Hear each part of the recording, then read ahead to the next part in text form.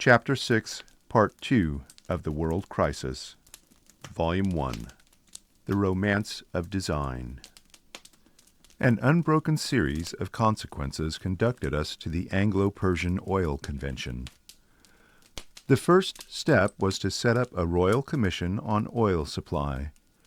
Lord Fisher was invited and induced to preside over this by the following letter. Mr. Churchill to Lord Fisher, June 11th, 1912. We are two good friends, I hope, and the matters with which we are concerned are too serious, I'm sure, for anything but plain language. This liquid fuel problem has got to be solved, and the natural, inherent, unavoidable difficulties are such that they require the drive and enthusiasm of a big man. I want you for this, viz., to crack the nut. But no one else can do it so well. Perhaps no one else can do it at all. I will put you in a position where you can crack the nut, if indeed it is crackable. But this means that you will have to give your life and strength, and I don't know what I have to give in exchange or in return. You have got to find the oil, to show how it can be stored cheaply, how it can be purchased regularly and cheaply in peace, and with absolute certainty in war. Then, by all means, develop its application in the best possible way to existing and prospective ships. But on the other hand, your Royal Commission will be advisory and not executive. It will assemble facts and state conclusions. It cannot touch policy or action. That would not be fair to those on whom I must now rely. Nor would you wish it. Its report must be secret from the public, and its work separate from the Admiralty. I cannot have Moore's position eclipsed by a kind of Committee of Public Safety on Designs. The field of practical policy must be reserved for the immediately responsible officers. Research, however authoritative, lies outside. All this I know you will concur in. Then, as to personnel, I do not care a damn whom you choose to assist you, so long as 1. The representative character of the committee is maintained, and 2. The old controversies are not needlessly revived. Let us then go into names specifically. Further, step by step is a valuable precept. When you have solved the riddle, you will find a very hushed, attentive audience. But the riddle will not be solved unless you are willing, for the glory of God, to expend yourself upon its toils. I recognize it is little enough I can offer you, but your gifts, your force, your hopes, belong to the Navy, with or without return, and as your most sincere admirer, and as the head of the naval service, I claim them now, knowing well you will not grudge them. You need a plow to draw. Your propellers are racing in air. Simultaneously with the setting up of this commission, we pursued our own Admiralty search for oil. On the advice of Sir Francis Hopwood and Sir Frederick Black, I sent Admiral Slade with an expert committee to the Persian Gulf to examine the oil fields on the spot. These gentlemen were also the Admiralty representatives on the Royal Commission. To them, the principal credit for the achievement is due. At the later financial stage, the Governor of the Bank of England, afterwards Lord Cunliffe, and the director of the Anglo-Persian and Royal Burma Oil Companies were most serviceable. All through 1912 and 1913, our efforts were unceasing. Thus, each link forged the next. From the original desire to enlarge the gun, we were led on step by step to the fast division, and in order to get the fast division, we were forced to rely for vital units of the fleet upon oil fuel. This led to the general adoption of oil fuel and to all the provisions which were needed to build up a great oil reserve. This led to enormous expense and to tremendous opposition on the naval estimates. Yet it was absolutely impossible to turn back. We could only fight our way forward, and finally we found our way to the Anglo-Persian oil agreement and contract, which, for an initial investment of $2 million of public money, subsequently increased to $5 million, has not only secured to the Navy of a very substantial proportion of its oil supply, but has led to the acquisition by the government of a controlling share in oil properties and interests which are at present valued at scores of millions sterling, and also to very considerable economies which are still continuing in the purchase price of Admiralty oil. All forecasts in this speculative market are subject to revision. The figures set out below are recent and authoritative. On this basis, it may be said that the aggregate profits, realized and potential, of this investment may be estimated at a sum not merely sufficient to pay for all the program of ships, great and small, of that year, and for the whole pre-war oil fuel installation, but are such that we may not unreasonably expect that one day we shall be entitled also to claim that the mighty fleets laid down in 1912, 1913, and 1914, the greatest ever built by any power in an equal period, were added to the British Navy without costing a single penny to the taxpayer.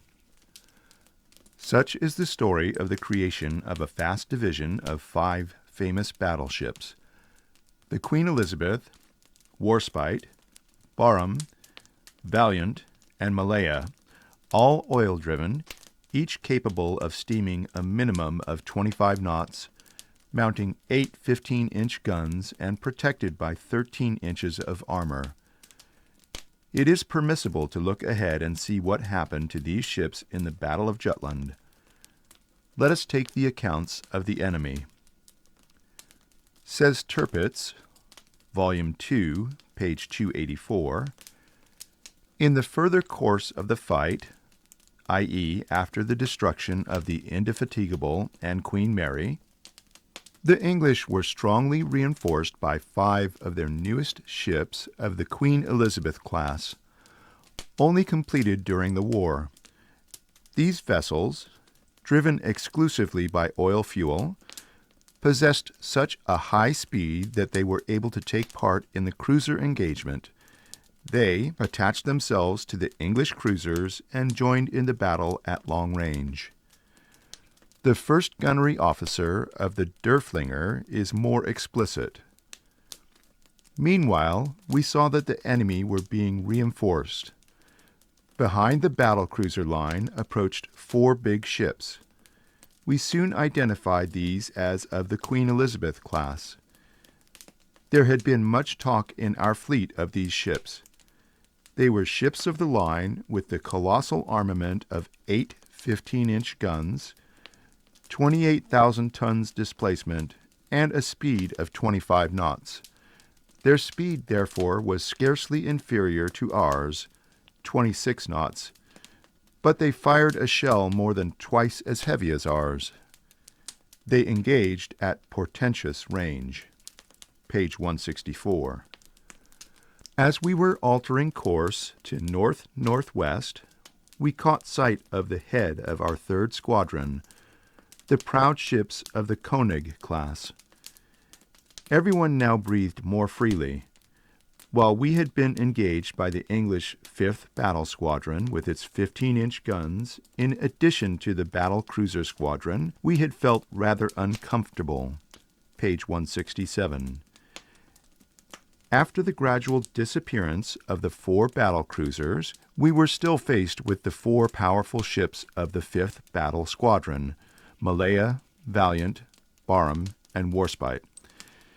These ships cannot have developed very high speed in this phase of the battle, for they soon came within range of our 3rd Squadron and were engaged by the ships at the head of the line, particularly the flagship, the Koenig.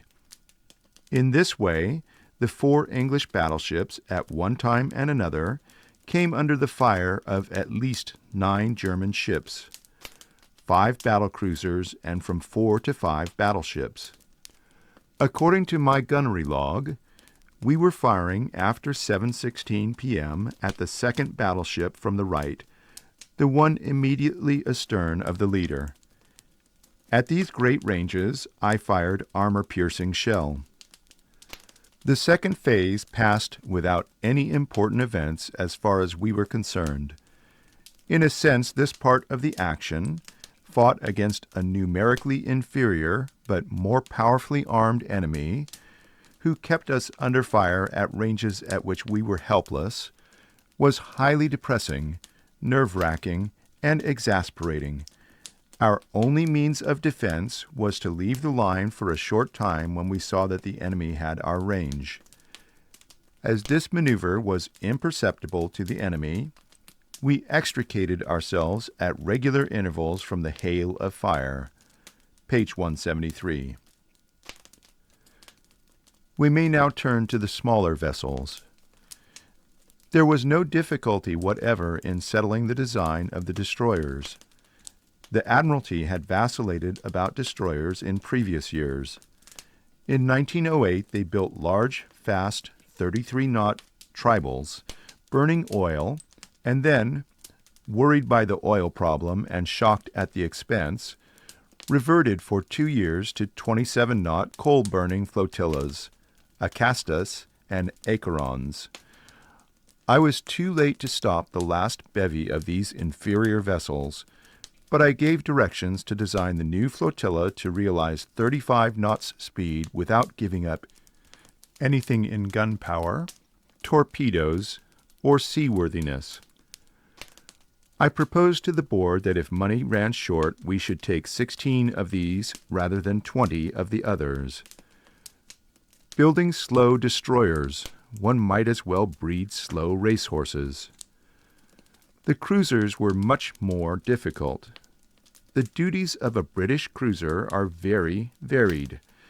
Now scouting for the battle fleet, now convoying merchantmen, now fighting an action with another cruiser squadron, now showing the flag in distant or tropical oceans.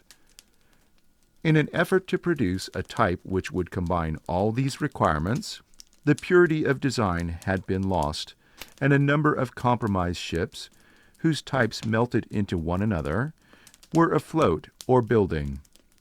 They ranged from the strong, heavily gunned and well-armored vessels like the Minotaur, through lighter but still armored variants of the County-class cruisers, down to unarmed but large ships like the Dartmouths, the Town class, and the little vessels of 3,350 tons like the Blonde. Altogether, there were 9 distinct classes. It was time to classify and clarify thought and simplify nomenclature on this subject. The large armored cruisers were already superseded by the battle cruiser. They still remained a very powerful force, numbering no less than 35 vessels. We would call them cruisers. All the rest should be called light cruisers. For the future, we would build only battle cruisers, or fast battleships, and light cruisers. The future evolution of the battle cruiser was well defined and depended on the numbers and character of any that might be laid down by Germany. Our lead in battle cruisers, 9-4, and the creation of the fast division of battleships made it possible to delay decision on this type, but the light cruiser was urgent and even vital. We required a very large number of small, fast vessels to protect the battle fleet from torpedo attack, to screen it, and within certain limits to scout for it. After hearing many arguments, I proposed to the board that we should concentrate on this type, to exclude all consideration of the requirements of the distant seas, and to build vessels for attendance on the battle fleets in home waters and for that duty alone. Now arose the question of design. Should the new light cruiser be the smallest of the cruisers or the biggest of the destroyers? We had already in existence a few unarmored light cruisers carrying 4-inch guns called the Blondes. We had also an experimental destroyer of enormous size, nearly 2,000 tons, and about 36 knots speed, called the Swift. In between these were 8 hybrid vessels called Scouts, representing weakness and confusion of thought. They had neither speed to run nor guns to fight. They steamed only 24 knots and mounted only a litter of 12-pounders. They carried no armor, but they ate up men and money. Whatever happened, we must avoid a feeble compromise like that.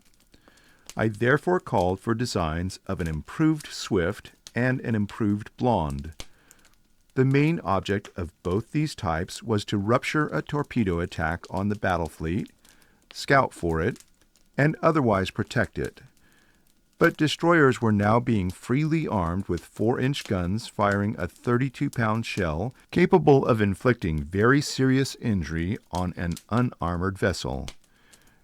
We must therefore have some protection, if not to keep out the shell, at any rate to keep the bulk of the explosion outside the vessel.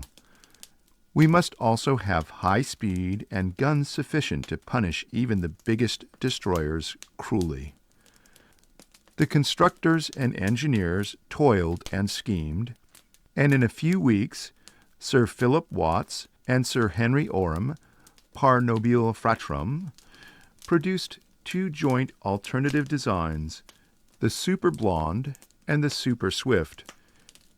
Both these vessels showed far higher qualities than anything previously achieved for their size and cost, but both were dependent upon oil only.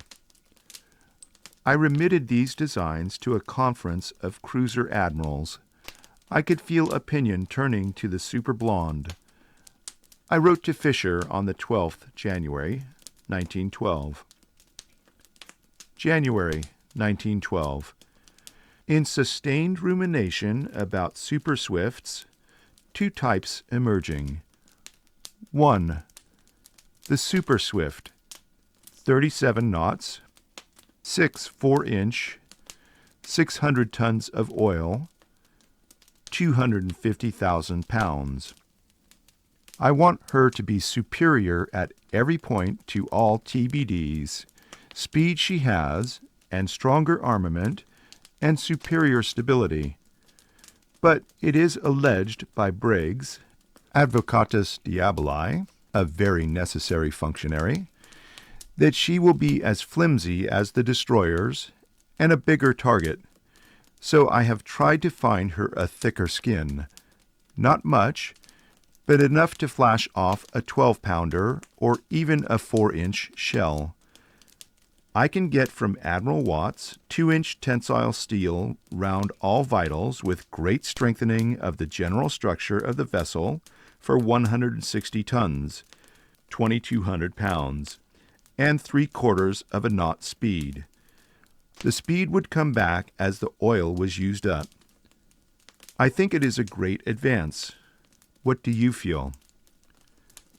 2. Do you know the active? She is a blonde. The superactive, or frenzy, mania, and delirium type, now in question, will be a 3,500-ton, 30 knots, 40,000 horsepower, 10 4-inch guns, and 290 tons of armor distributed in 2-inch plates around vitals. She is therefore much smaller than the Dartmouths, 65,000 pounds, cheaper, 285,000 pounds as against 350,000 pounds, about the same price or size as the actives, but 4.7 knots faster in smooth water, and with 2-inch protection as against nothing. Now, if all this bears test, how about chucking the 2 Dartmouths and the Blonde in the program and substituting 4 frenzies, all of a kind, the gain being 1 additional ship, 4 30-knot cruiserlets or cruiserkins, and the cost being an extra 170,000 pounds. What is your view?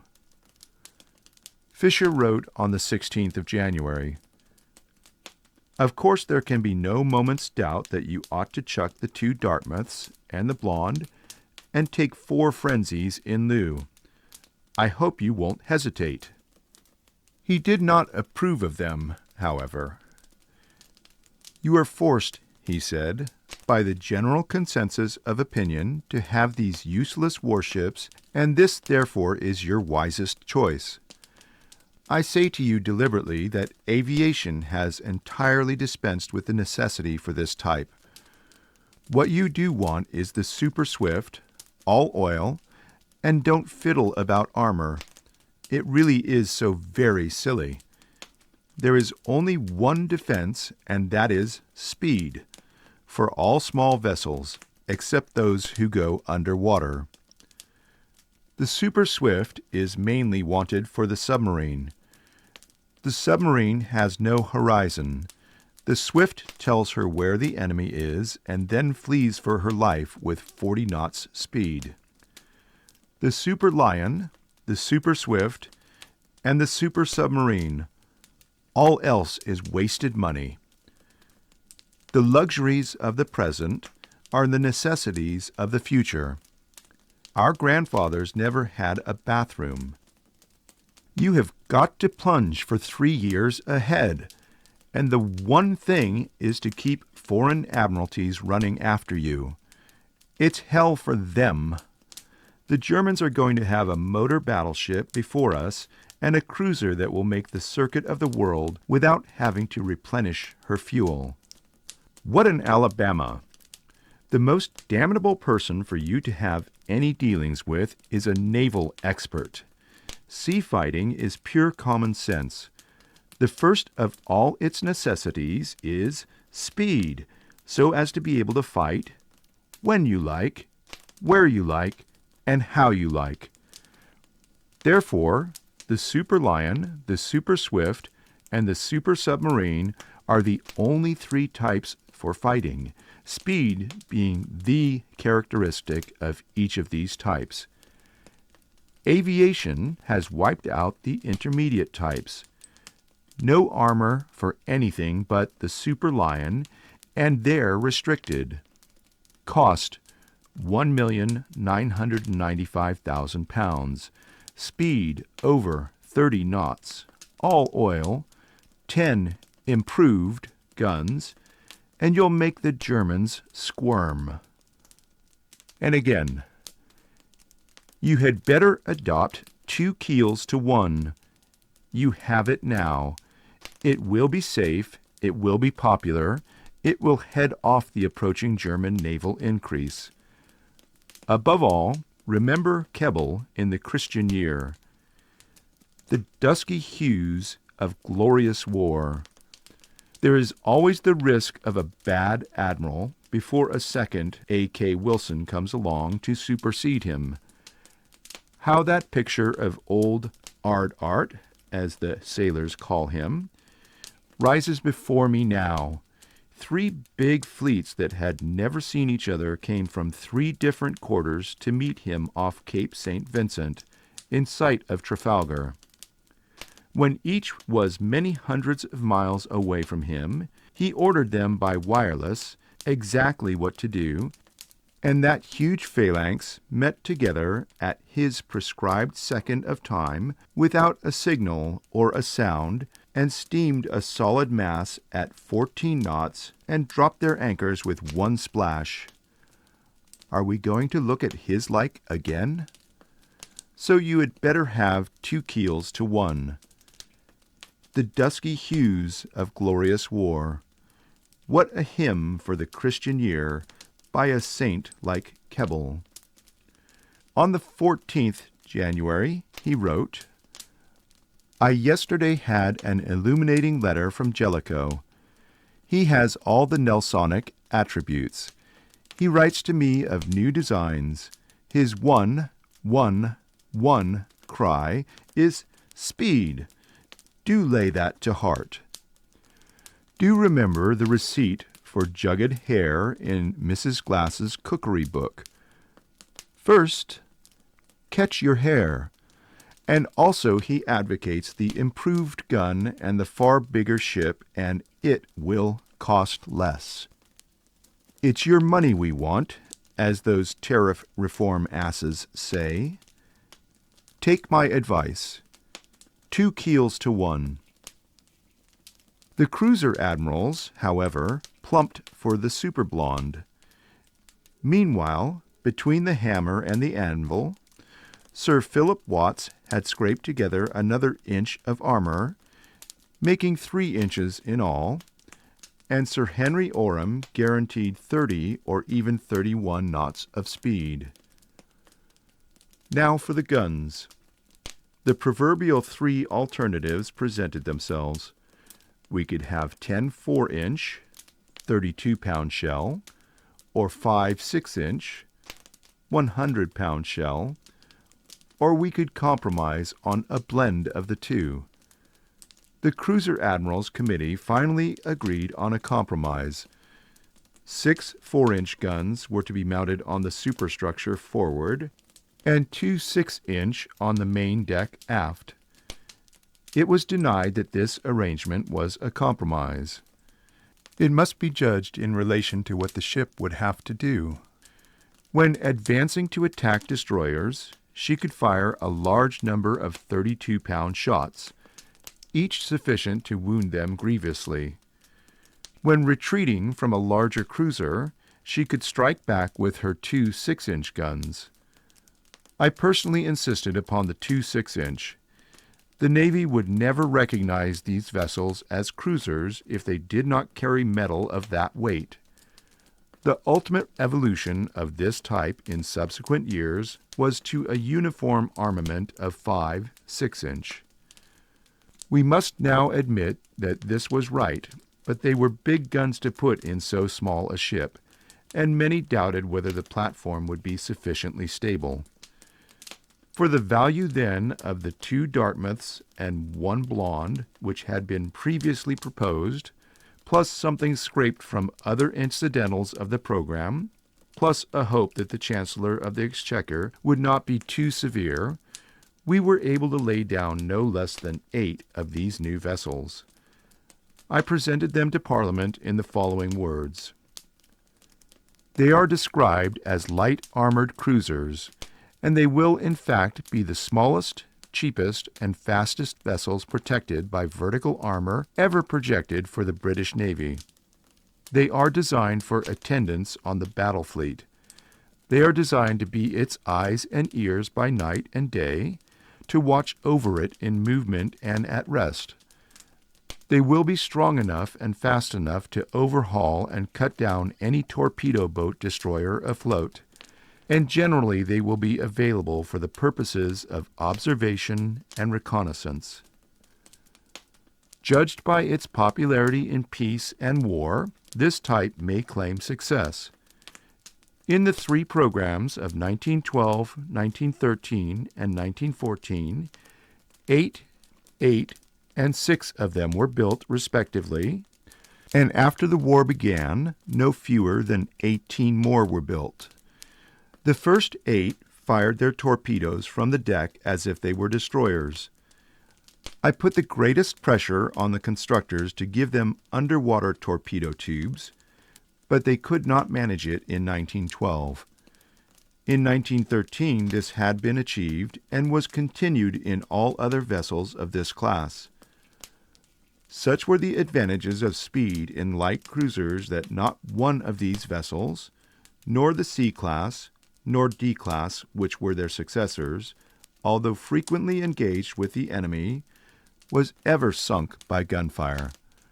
The first of these vessels, from which the class was named, was the Arethusa, and under the broad pennant of Commodore Tyrwhitt, she established on an unchallengeable foundation the glories claimed of old for that ship.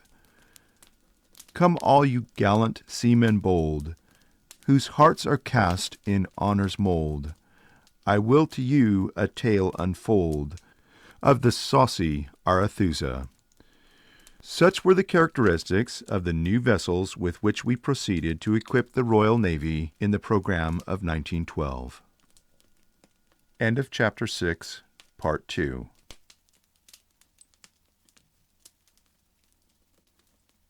Chapter 7, Part 1 of The World Crisis, Volume 1, by Winston Churchill.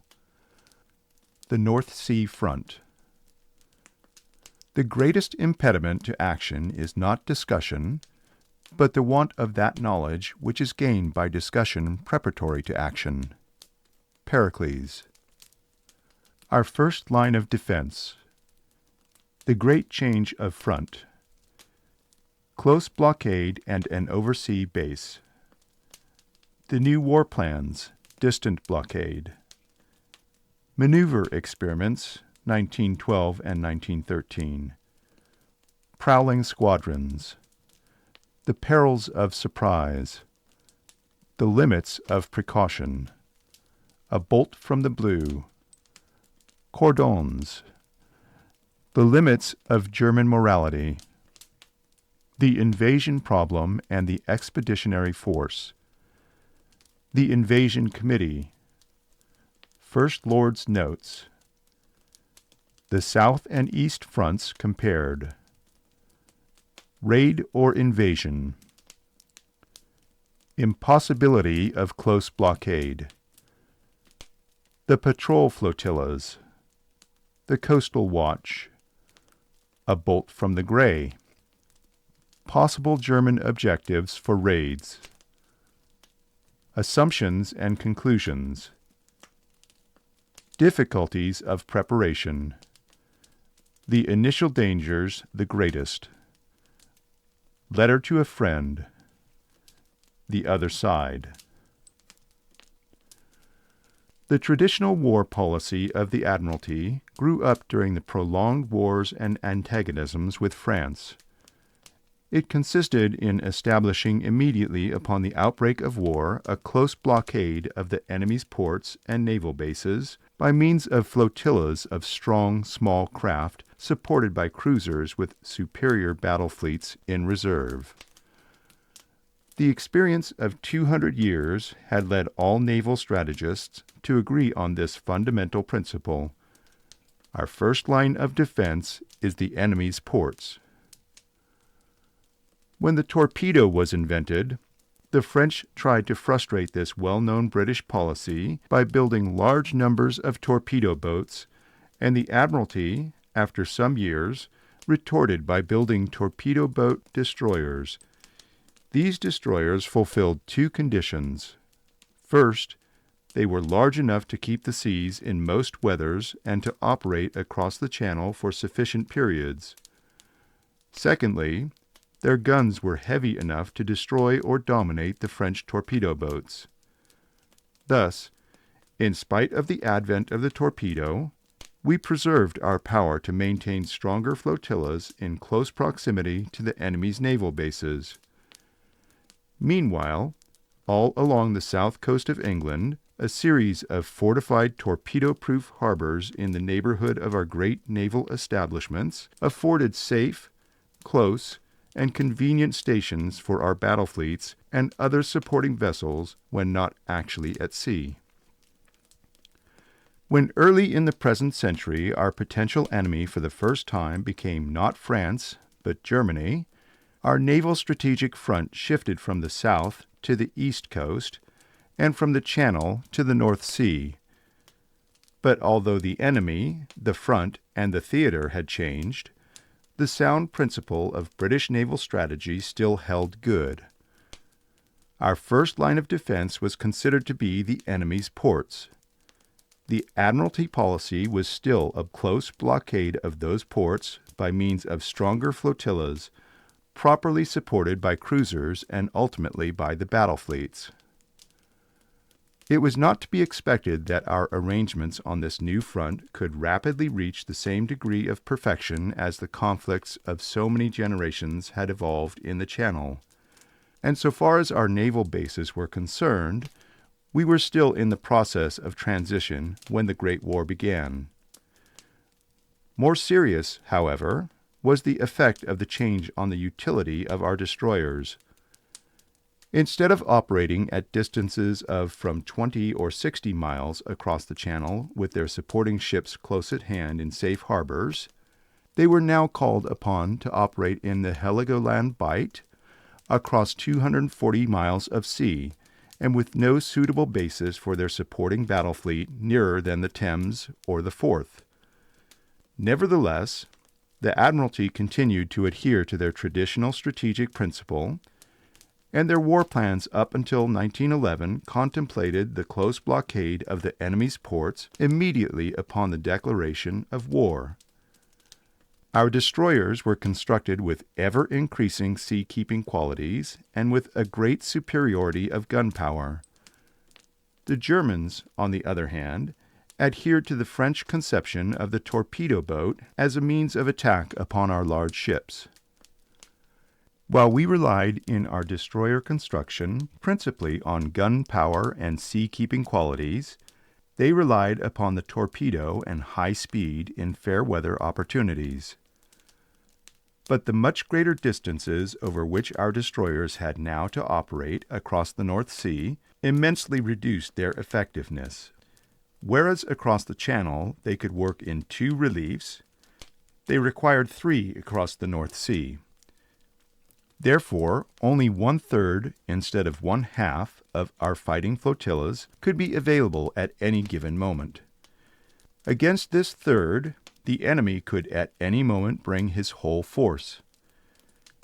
In order to carry out our old strategic policy from our home bases, we should have required flotillas at least 3 and probably 4 times as numerous as those of Germany. This superiority we had not got, and were not likely to get. Therefore, from shortly before 1905, when the French agreement was signed, down to the Agadir crisis in 1911, the Admiralty made plans to capture one or other of the German islands. On this, it was intended to establish an oversea base at which from the beginning of the war our blockade flotillas could be replenished and could rest, and which as war progressed would have developed into an advanced citadel of our sea power. In this way, therefore, the Admiralty would still have carried out their traditional war policy of beating the enemy's flotillas and light craft into his ports and maintaining a constant close blockade. These considerations were not lost upon the Germans. They greatly increased the fortifications of Heligoland, and they proceeded to fortify one after another such of the Frisian islands as were in any way suitable for our purposes. At the same time, a new and potent factor appeared upon the scene: the submarine. The submarine not only rendered the capture and maintenance of an oversea base or bases far more difficult and, as some authorities have steadfastly held, impossible, but it threatened with destruction our cruisers and battleships, without whose constant support our flotillas would easily have been destroyed by the enemy's cruisers. This was the situation in October 1911, when immediately after the Agadir crisis I became First Lord and proceeded to form a new Board of Admiralty. Seeing that we had not for the time being the numerical force of destroyers able to master the destroyers of the potential enemy in his home waters, nor the power to support our flotillas with heavy ships, and having regard also to the difficulty and hazard in all the circumstances of storming and capturing one of his now fortified islands, we proceeded forthwith to revise altogether the war plans and substitute, with the full concurrence of our principal commanders afloat, the policy of distant blockade set up in the Admiralty War Orders of 1912. The policy of distant blockade was not adopted from choice, but from necessity. It implied no repudiation on the part of the Admiralty of their fundamental principle of aggressive naval strategy, but only a temporary abandonment of it in the face of unsolved practical difficulties. And it was intended that every effort should be made, both before and after a declaration of war, to overcome those difficulties. It was rightly foreseen that by closing the exits from the North Sea into the Atlantic Ocean, German commerce would be almost completely cut off from the world. It was expected that the economic and financial pressure resulting from such a blockade would fatally injure the German power to carry on a war.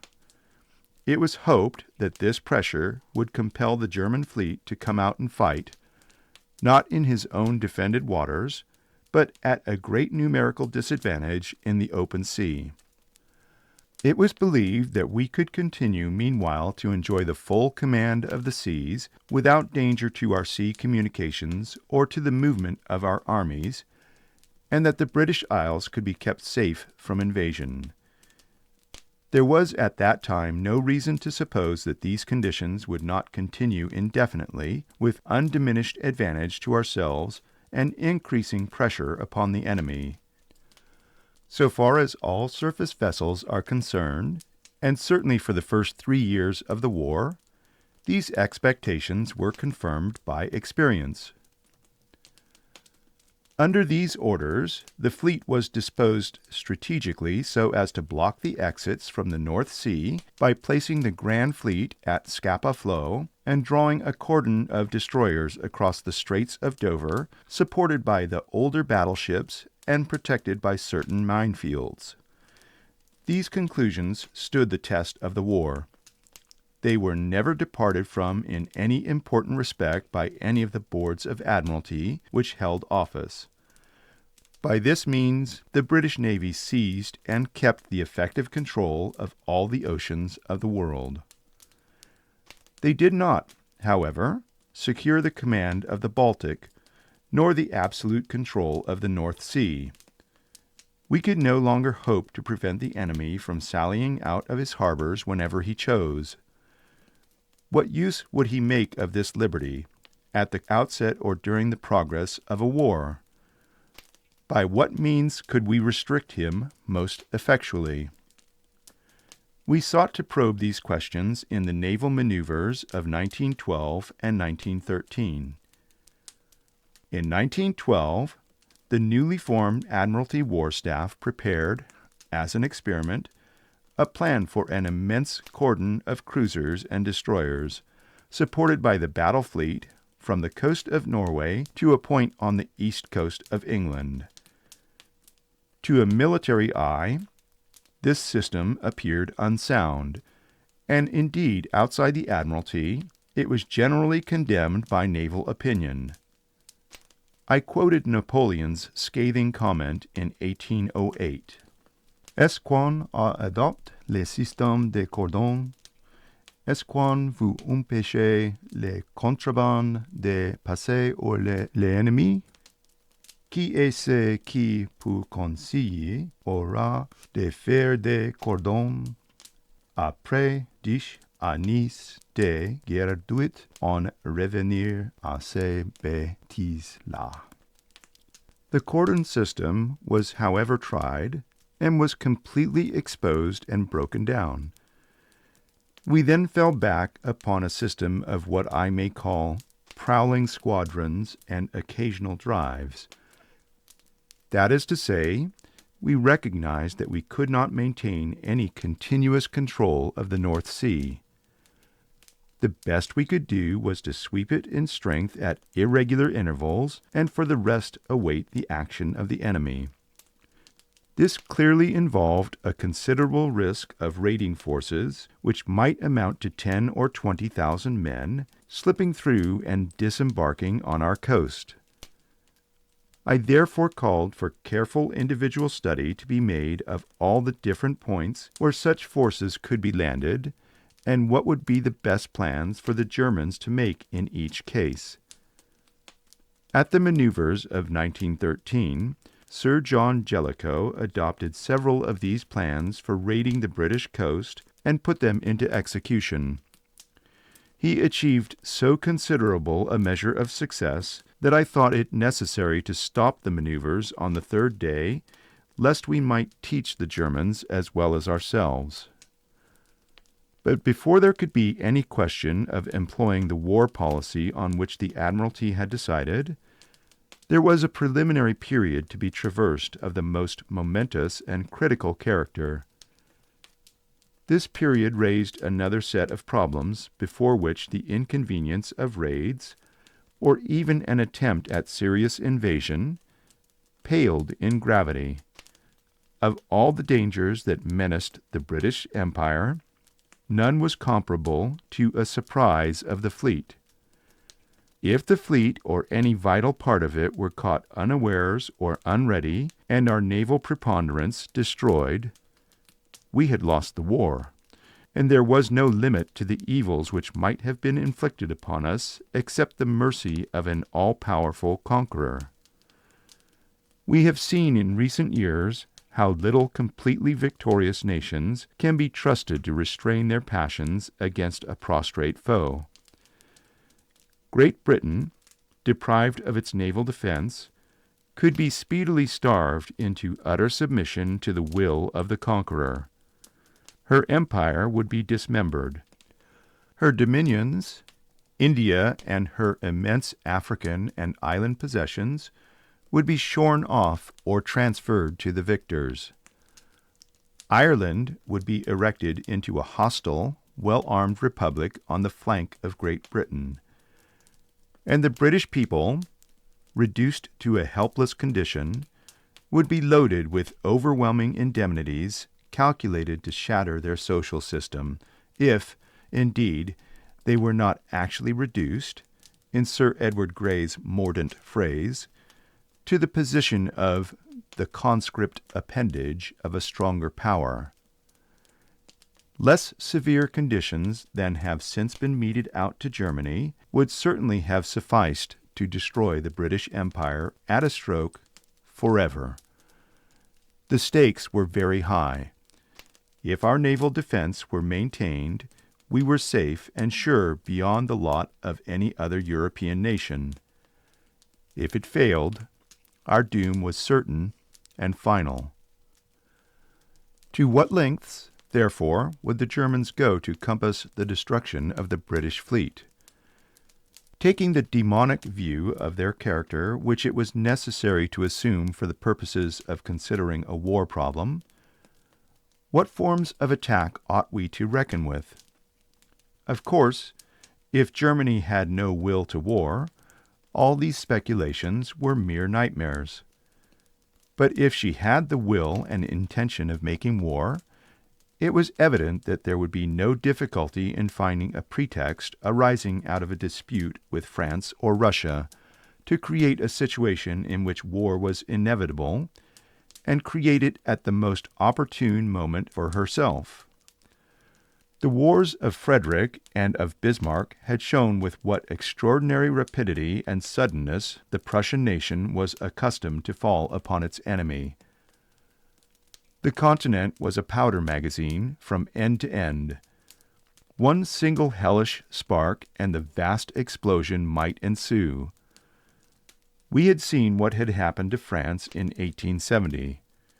We had seen what neglect to take precautions had brought upon the Russian fleet off Port Arthur in 1904. We know now what happened to Belgium in 1914, and, not less remarkable, the demand Germany decided to make upon France on August 1st, 1914, that if she wished to remain neutral while Germany attacked Russia, she must, as a guarantee, hand over to German garrisons her fortresses of Verdun and Toul. Obviously, therefore, the danger of a bolt from the blue was by no means fantastic. Still, might one not reasonably expect certain warnings? There would probably be some kind of dispute in progress between the great powers enjoining particular vigilance upon the Admiralty. We might hope to get information of military and naval movements. It was almost certain that there would be financial perturbations in the exchanges of the world, indicating a rise of temperature.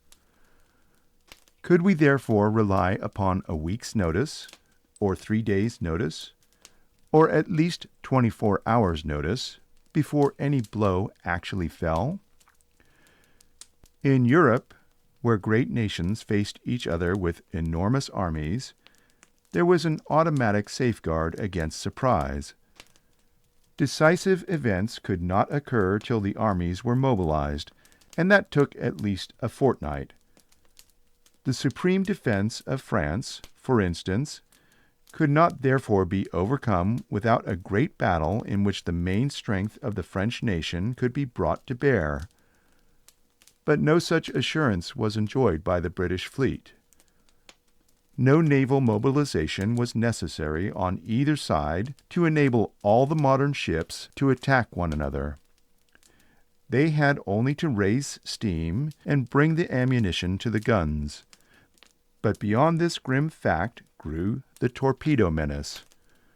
So far as gunfire alone was concerned, our principal danger was for our fleet to be caught divided and to have one vital part destroyed without inflicting proportionate damage on the enemy.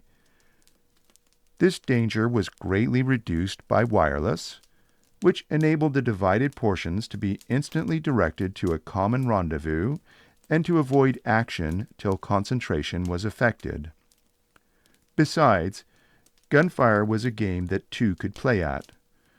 One could not contemplate that the main strength of the fleets would ever be allowed to come within range of each other without taking proper precautions. But the torpedo was essentially a weapon of surprise, or even treachery, and all that was true of the torpedo in a surface vessel applied with tenfold force to the torpedo of a submarine. Obviously, there were limits beyond which it was impossible to safeguard oneself. It was not simply a case of a few weeks of special precautions. The British Navy had to live its ordinary life in time of peace. It had to have its cruises and its exercises, its periods of leave and refit. Our harbors were open to the commerce of the world. Absolute security against the worst conceivable treachery was physically impossible. On the other hand, even treachery, which required the cooperation of very large numbers of people in different stations and the setting in motion of an immense and complicated apparatus, is not easy to bring about. It was ruled by the Committee of Imperial Defense, after grave debate, that the Admiralty must not assume that if it made the difference between victory and defeat, Germany would stop short of an attack on the fleet in full peace without warning or pretext. We had to do our best to live up to this standard, and in the main I believe we succeeded. Certainly the position and condition of the British fleet was every day considered in relation to that of Germany. I was accustomed to check our dispositions by asking the staff from time to time, unexpectedly, what happens if war with Germany begins today? I never found them without an answer which showed that we had the power to effect our main concentration before any portion of the fleet could be brought to battle. Our fleet did not go for its cruises to the coast of Spain until we knew that the German high seas fleet was having its winter refits. When we held grand maneuvers, we were very careful to arrange the coaling and leave which followed in such a way as to secure us the power of meeting any blow which could possibly reach us in a given time. I know of no moment in the period of which I am writing up to the declaration of war in which it was physically possible for the British fleet to have been surprised or caught dispersed and divided by any serious German force of surface vessels. An attempt in full peace to make a submarine attack upon a British squadron in harbor or exercising, or to lay mines in an area in which they might be expected to exercise, could not wholly be provided against. but in all human probability its success would only have been partial.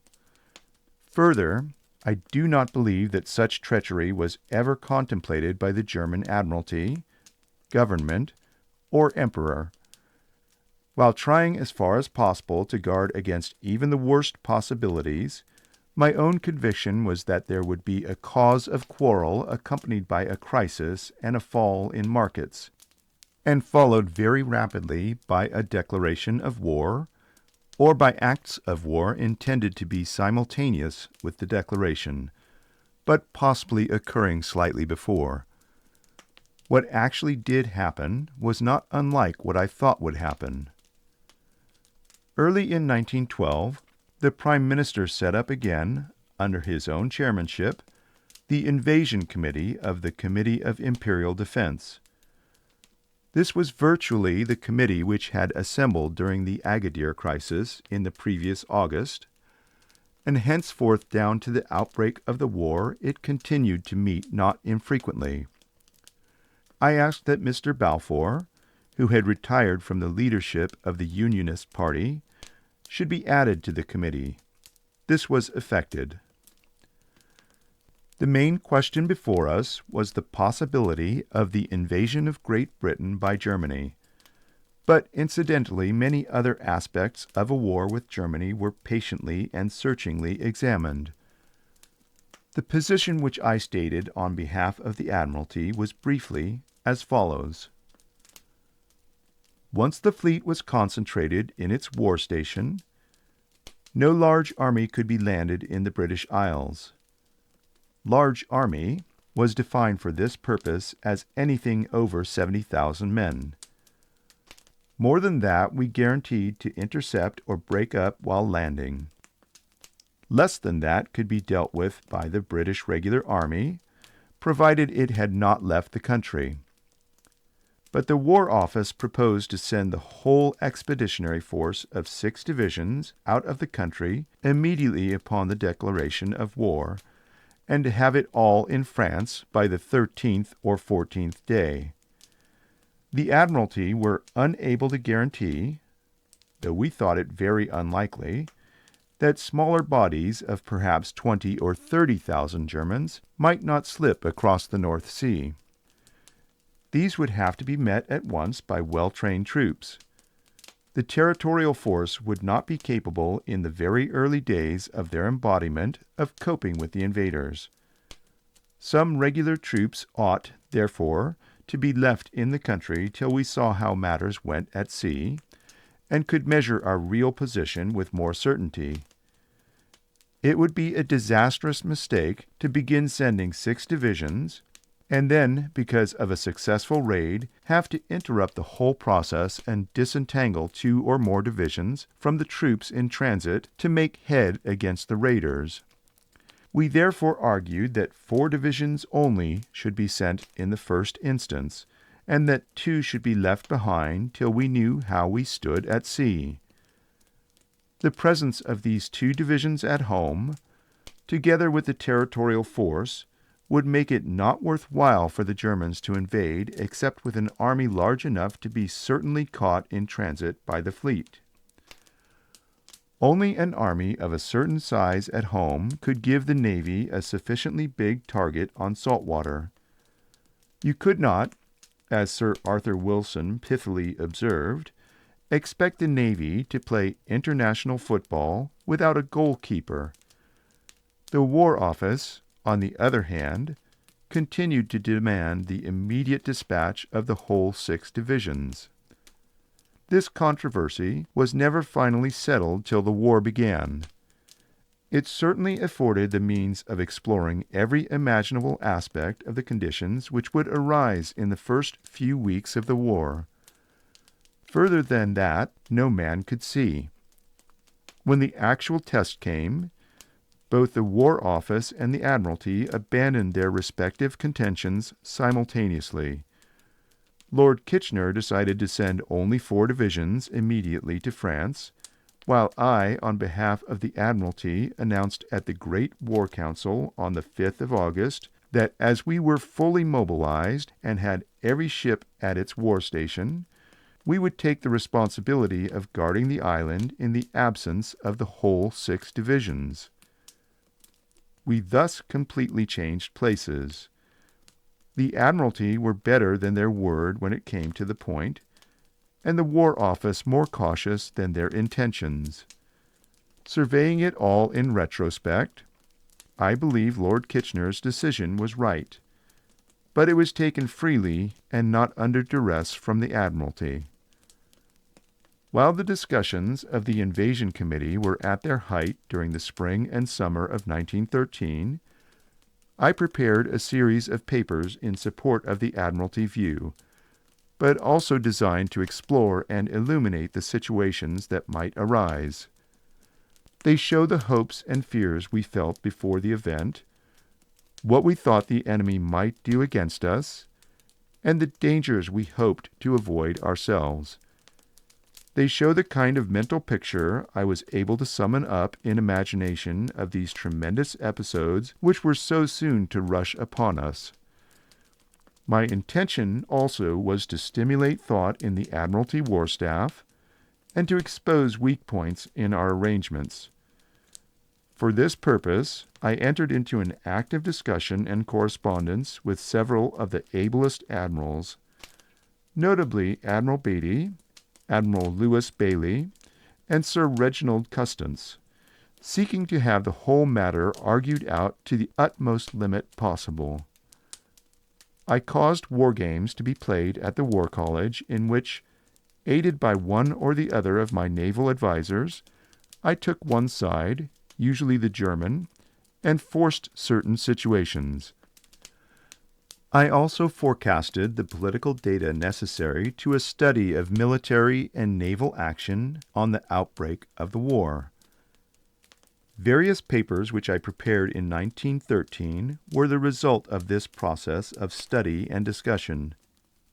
The first, entitled Notes by the First Lord of the Admiralty, deals with the problem of raid and invasion in general terms, and shows the conditions which would prevail in a war with Germany. The second propounds the issues to be faced by the War Staff. The third records my written discussion of the problem with the First Sea Lord, while the sittings of the Invasion Committee were proceeding.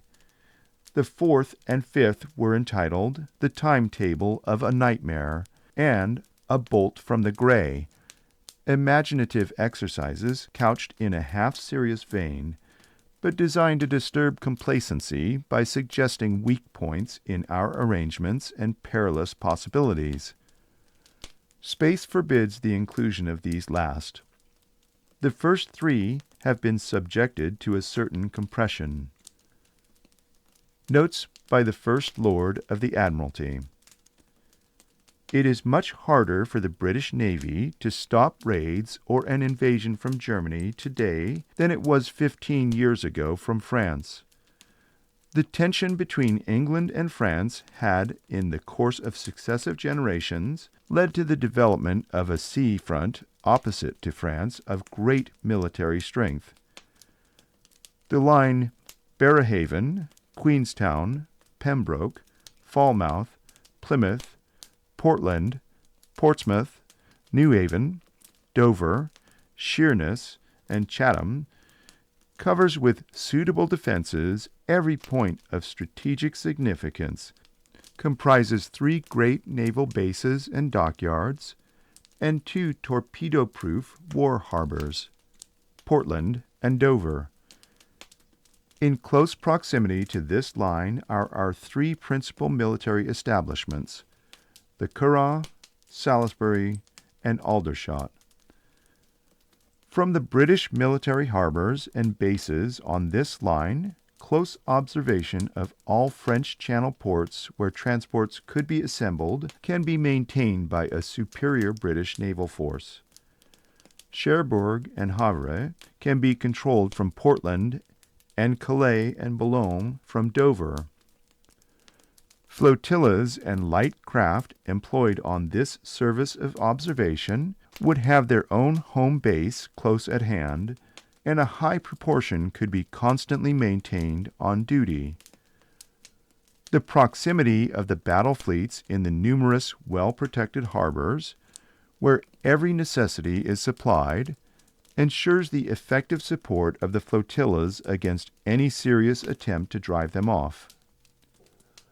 Very different is the situation on the seafront against Germany. With the exception of Chatham, no naval base or military harbor exists. Chatham itself has no graving docks for the later dreadnoughts, and the depth of the Medway imposes serious limitations of tides and seasons upon great vessels using the dockyard. Harwich affords anchorage only to torpedo craft and light cruisers, and is lightly defended. The Humber and the Tyne are unsuitable for large battle fleets, and are but lightly defended. Rosyth will not be ready even as a war repairing base until 1916 at the earliest. Defenses are being erected at Cromarty, and a temporary floating base is in process of creation at that point. Only improvised emergency arrangements are contemplated for Scapa Flow, and the Shetlands are quite unprotected. The only war bases available for the fleet along the whole of this front are Rosyth, Cromarty, and Scapa, the more remote being preferred, although the least defended. The landing places along the coast are numerous, extensive, and evenly distributed. The strategic objectives open to an enemy are numerous and important. The Shetlands are a strategic position of the highest consequence, totally undefended and ungarrisoned. The same is true of the Orkneys, Edinburgh, and Glasgow. Newcastle, Hull, and Harwich are all points of primary importance. No large military garrisons comparable to those on the southern front exist. But the comparison of the new conditions with the old becomes most unfavorable when we extend our view from the British to the German coast. It is difficult to find any seafront of greater natural defensive strength than the German North Sea coast. Intricate navigation, shifting and extensive sandbanks and currents, strong tides, frequent mists and storms make the Heligoland Bight a very difficult theater for oversea operations. The deep re-entrant widening into a broad debouche, flanked at each side by lines of islands and sustained in the center by Heligoland, confers the greatest possible natural advantages upon the defense. To these have been added, and are being added, everything that military art can devise.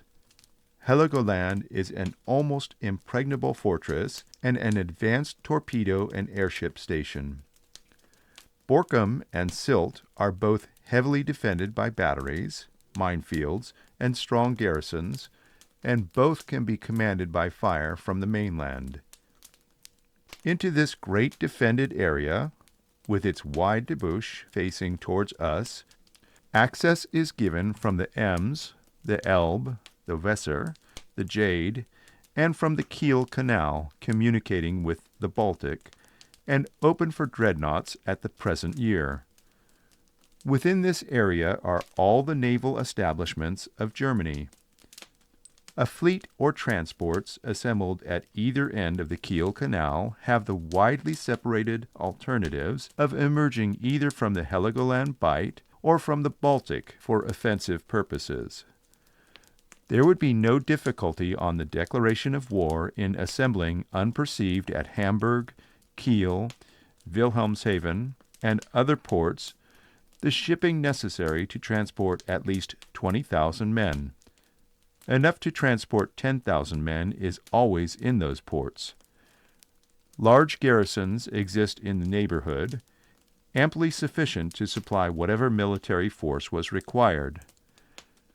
The Germans possess today large ships of the liner class suitable for transport in a way which the French never did. The rigor with which agents suspected of sending information have been pursued during the last 5 or 6 years has made it difficult to arrange for the transmission of intelligence.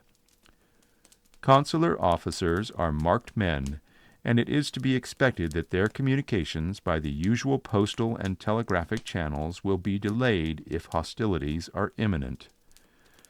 Although the sources from which information may be obtained have been increased in numbers during recent years and are still being increased as opportunity offers, yet the Admiralty are not prepared to make any confident assertion that a force of upwards of 20,000 men could not be collected in time of peace and embarked without their knowledge. As a matter of fact, very considerable embarkations of a test character have been carried out without our having any knowledge until some days after the event. The continuous development of the mine and the torpedo makes it impossible to establish a close watch with heavy ships on the exits from the Heligoland Bight. To do so for a long period of time would mean a steady and serious wastage of valuable units from the above causes, and, if prolonged, would effectually alter the balance of naval power. On the other hand, torpedo craft, which cannot keep at sea like great vessels, and must every 3 or 4 days return to port for rest and replenishment, have no base nearer than Harwich, 240 miles away. The operation of controlling the debouches from the Heligoland Bight by means of flotillas would require twice the number of overseas torpedo craft that we now possess. The watch would have to be maintained in 3 reliefs: 1 on duty, 1 in transit, and 1 at rest, and therefore only a third of the existing vessels would be available at any given time. Such a force could be overwhelmed by a sudden attack of 2 or 3 times their numbers by a well-chosen blow, opportunities for which would frequently recur. Unless, therefore, we were to take by storm some fortified German island which could be held as a base, or were permitted to use Dutch or Danish territory, the closing of the debouches of the Heligoland Bight by a close flotilla cordon is, in the opinion of the Admiralty, impracticable at present. The development of submarines of ocean-going capacity may be expected to modify this situation in our favor. The problem of controlling the alternative debouches from the Baltic by watching over the Skaw or the Belts presents many of the features that have been found so unfavorable in regard to the Heligoland Bight. Nothing effective could be done, or still less maintained, with our present forces without using the territory of Norway or Denmark, or both. It must be borne in mind that the enemy have the option of striking with their whole force on either line. End of Chapter 7, Part 1.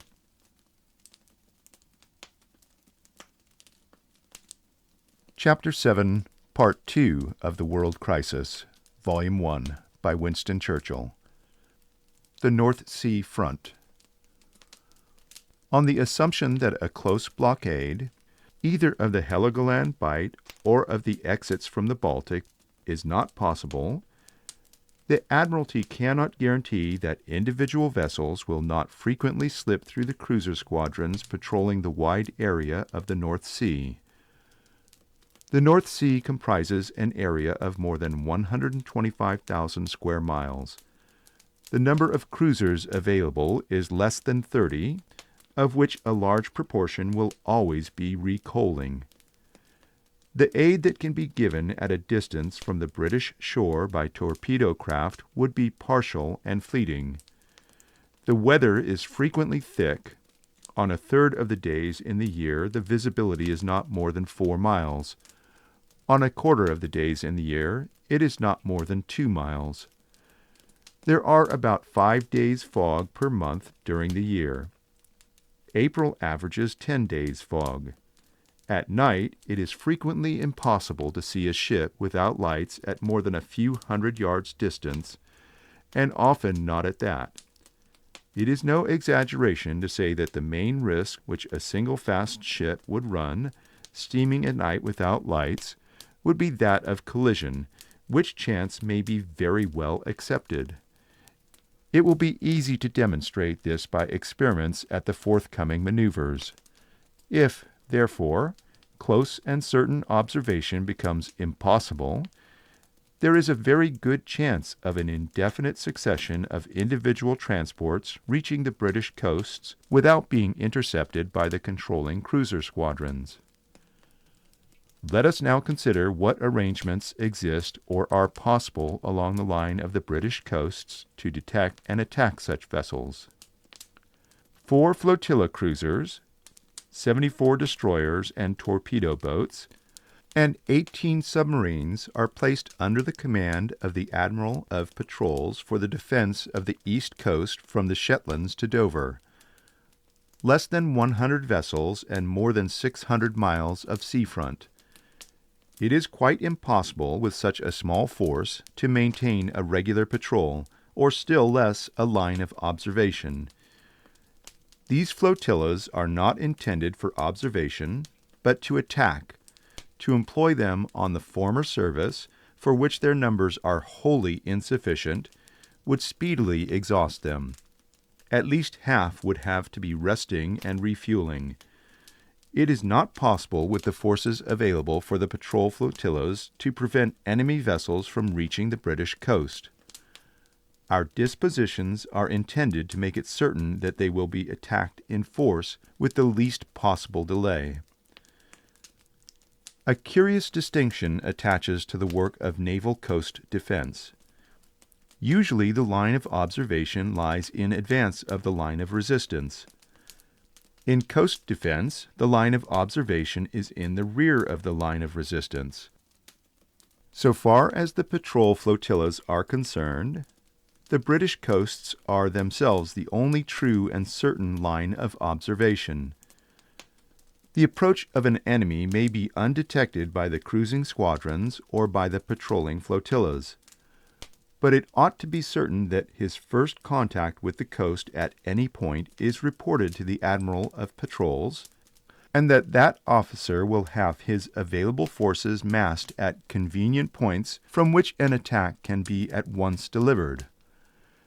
The Admiral of Patrols must treat his problems selectively and recognize that absolute certainty is out of reach, that his flotillas are for fighting purposes, and that their role of scouting is secondary.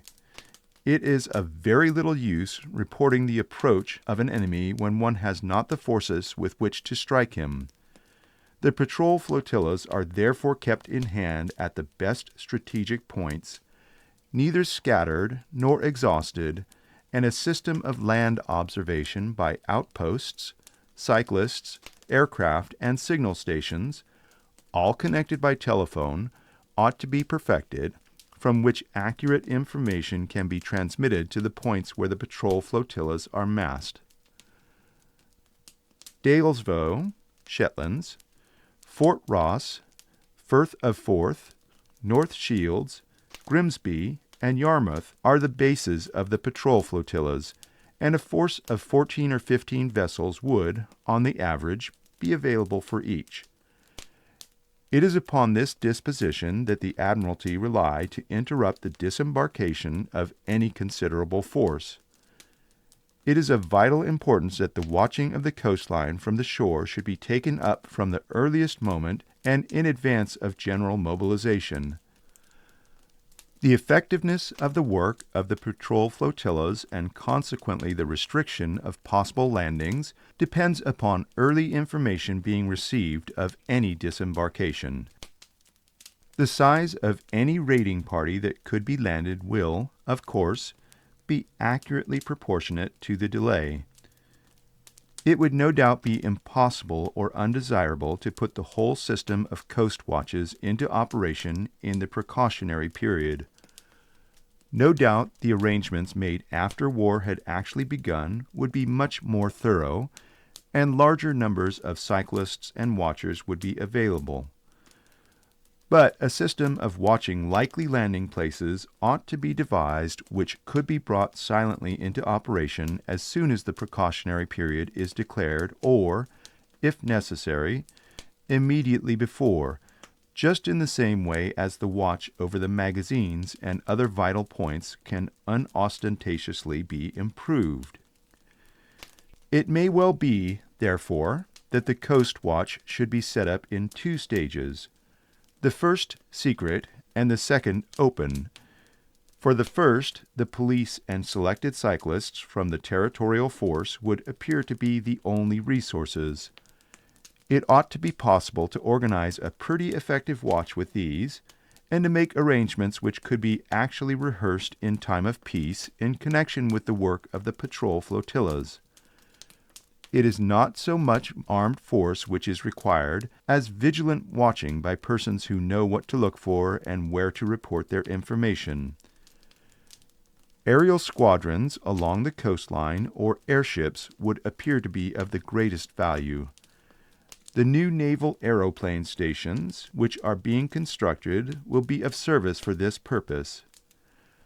After war has been declared, or general mobilization ordered, the full arrangements devised by the War Office could come into force in their entirety, but it is imperative that the precautionary period in advance of mobilization should be provided for.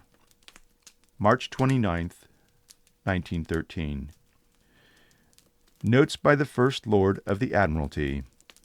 Address to the Admiralty War Staff. The problem of oversea attack requires to be examined under 3 heads. 1. Absolute surprise tomorrow, 19th April. Everything going on as usual. Bolt from the blue. Objectives of raiders: to prevent the expeditionary force being sent to help France, and incidentally, if possible, to damage naval arsenals and dockyards. 2. The whole expeditionary army has gone to India or some other distant theater of war. The war has been going on some time. The territorials have been embodied, but great numbers have been allowed to proceed on leave. The Second Fleet has been completed to full strength by the closing of the schools. The immediate reserve has been called out, and the whole of the First and Second Fleets are in those harbors which enable them to reach their actual war stations as quickly as possible. The patrol flotillas are mobilized in their war stations. The forts are manned, and the coastal lookout is active. But this has been going on for several months, while complete peace continues in Europe. The tension has begun to be somewhat relaxed, and we have settled down to our ordinary way of life, while at the same time taking special precautions and having our forces so disposed that they are easily and readily available on the slightest sign of danger. This may be called bolt from the gray. The only adequate objective of the enemy in this case would be invasion in such force as to overcome the comparatively feeble military establishment on foot in the United Kingdom. 3. War with Germany has begun. All the fleets are fully mobilized and in active operation against the enemy according to the war plans of the Admiralty. The objectives open to the enemy would be minor raids to destroy naval arsenals and dockyards, the seizure of bases for flotilla action, this last may occur also in 1 and 2, and threats or attempts to invade in force to distract or divide the British fleet simultaneously with bringing about a great fleet action. All these 3 situations, with their variants, deserve patient examination. 2. The first condition governing the dimensions of oversea attack from Germany is the number of troops available.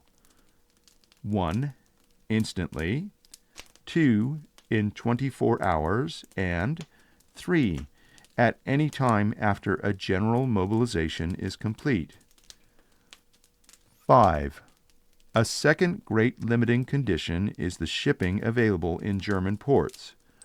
For all phases after the war has become open, whether under 1, 2, or 3, ample shipping is available of every class required, and the matter need not be further considered. But in case 1, the invading force is limited by the amount of suitable shipping available instantly at the right ports, and secondly by what is available after 24 hours. In case 2, by the amount of shipping available instantly. After that, when war has actually begun, there is no difficulty in finding the ships or the men. The only difficulty is to get them across. 6. The third condition is the time taken to embark, transport, and land the various forces at different points concurrently and alternatively. This requires separate calculations in every case. These are complicated by the hours of daylight and darkness, the tides, the weather, and other uncertain features. Each case must be worked out separately and risked on its merits. 7. The last consideration is the distance of the practicable objective from the landing point. Here again, each case must be considered individually.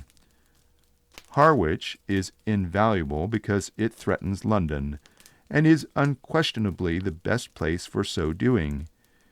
In no other way could you react so instantaneously upon British public opinion. On the other hand, once the invaders were turned out, the actual damage done would be small. Immingham is a purely local injury, not worth touching before war breaks out, and afterwards belonging to the driblets phase. Blyth or the Tyne are striking places for Newcastle, involving considerable moral effect and immense permanent damage, not of a vital character. The Tay, Dundee, is valuable as affording a good landing place and ample supplies for a large army, if it could get there, within effective striking distance of Glasgow and the Clyde. Cromarty, as long as it is undefended by land and if undefended by ships, would be a good place of disembarkation for a large force, but they would be isolated in barren country with great natural difficulties between them and any real vulnerable point. Cromarty and the Invergordon oil tanks might, however, be the object of a minor raid in the driblets phase, if undefended. Balta Sound, in the Shetlands, and those islands generally, would be of the greatest value as a flotilla base to the Germans. Until they were expelled from them, which would be costly both in ships and men, all attempts to blockade the North Sea would be rendered futile. On the west coast, there are numerous undefended landing places in sheltered waters suitable for the disembarkation of a large force, if it could get there. Oban, 60 miles away from the Clyde, deserves special attention. The mouth of the Clyde itself, which is lightly defended by land and has only 3 submarines at Lamlish, is suitable both for the landing of a large force and also for a raid on an arsenal. The same may be said of Barrow. This would seem to exhaust the principal serviceable landing places which should be considered, but there may be others. W.S.C., April 18th, 1913. Notes by the First Lord of the Admiralty, addressed to the First Sea Lord. Marginal notes by First Sea Lord. A. The following assumptions appear to me, as at present advised, to be justified. Side note. Should like to limit this to 2 or 3 ports at most. 1. that not more than 20,000 men could be collected and embarked in German North Sea ports without our knowing it before the expedition actually sailed, but that up to that number might actually put to sea before we were warned. Side note: 3b answers this. Otherwise, the assumption is risky. 2. That no military expedition of upwards of 10,000 men could reach the British coast before the general alarm was given. Side note: B. The latter should, I think, be assumed. 3. That the intention of the German government to attack us would either A. be discovered, or B. more probably formally declared while the expedition was in transit. Side note: yes. 4. That having regard to the time taken in transit, 3 to 6 hours warning would have been given throughout the country, along the coasts, and at all ports, and preparations advanced accordingly. Side note: yes. 5. That any expedition arriving at a port must expect to encounter resistance from whatever forces or defenses are on the spot after 3 hours alarm notice, but that no one place can be considered more certain than another, and that only the ordinary preparations prescribed under our existing mobilization arrangements have been made at each particular place. Side note: yes. 6. That any German expedition seeking to seize a port defended or otherwise must be provided with an escort sufficient to overcome the local defenses and to beat off the British torpedo craft or cruisers known to be in the vicinity. Side note: assuming that some kind of diplomatic discussion had preceded the declaration of war, it is to be hoped that Admiralty will have begun concentrating, but we cannot be sure. 7. That the moment chosen will be one when the British battle fleet is on the southwest or west coasts of Great Britain or Ireland. Side note: our own flotillas should be able to clear the road. 8. That the return of the battle fleet to the North Sea will be obstructed by mines and submarines, and at night by flotilla attacks.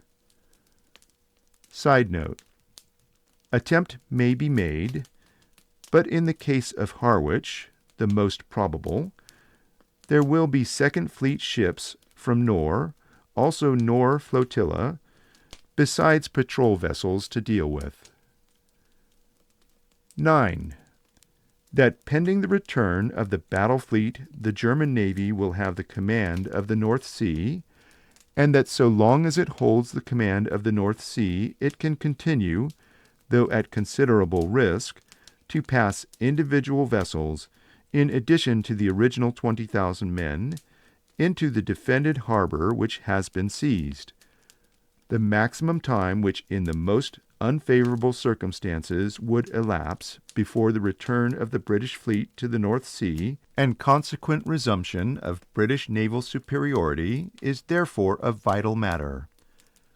Side note: the timetable given in your bolt from the blue is quite sufficient and cannot be varied to any appreciable extent, and should be worked out in as many variants as possible by the staff. 10. That the British fleet, when it has returned to the North Sea, whether north about or through the Straits of Dover, may have to fight a general battle at once with the whole strength of the enemy. Side note: it is almost hopeless to forecast what may happen during this critical time. No escorts could then be spared. And that during the preliminaries, the progress, and the aftermath of this battle, attempts may be made either to reinforce the original landing or to make further landings at other points on the British coasts. Side note: resident Germans may certainly be expected to cooperate locally. There are always a number of officers over here map-making. 11. That sabotage, that is to say, acts of treachery before a declaration of war, are improbable, but that they may occur simultaneously with the first military hostilities, and that in any case they are not included in the present phase of the inquiry, which deals essentially with military operations. W.S.C., April 26, 1913. B. Side note: certainly. 1. It is useless labor to work out in detail a series of conventional operations. It is only necessary to work out real operations, i.e., the sort of operations an enemy might be expected to attempt. The numbers of these are limited. There are only 4 types. Side note: except local cooperation, see A11. 2. First, sabotage, by which is meant acts of treachery perpetrated by persons or vessels in disguise before any declaration of war.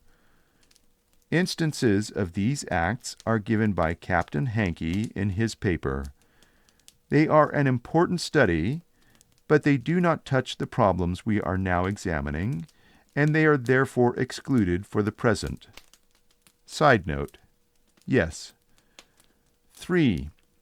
Secondly, a military raid on Blythe for the purpose of destroying Elswick. We have hitherto assumed 10,000 men for Blythe, Newcastle. Either more or less may be required. The force must be numerous enough to make its way in the face of sporadic opposition by unmobilized territorials and by the population from Blythe to Elswick, to seize and destroy effectively the Elswick works and the ships in the Tyne. It seems improbable that less than 10,000 men would be sufficient. Side note: yes. 4. Thirdly, a raid of not less than 20,000 men on Harwich, with the object of stopping the regular army from going to France. The Harwich operation is essentially A.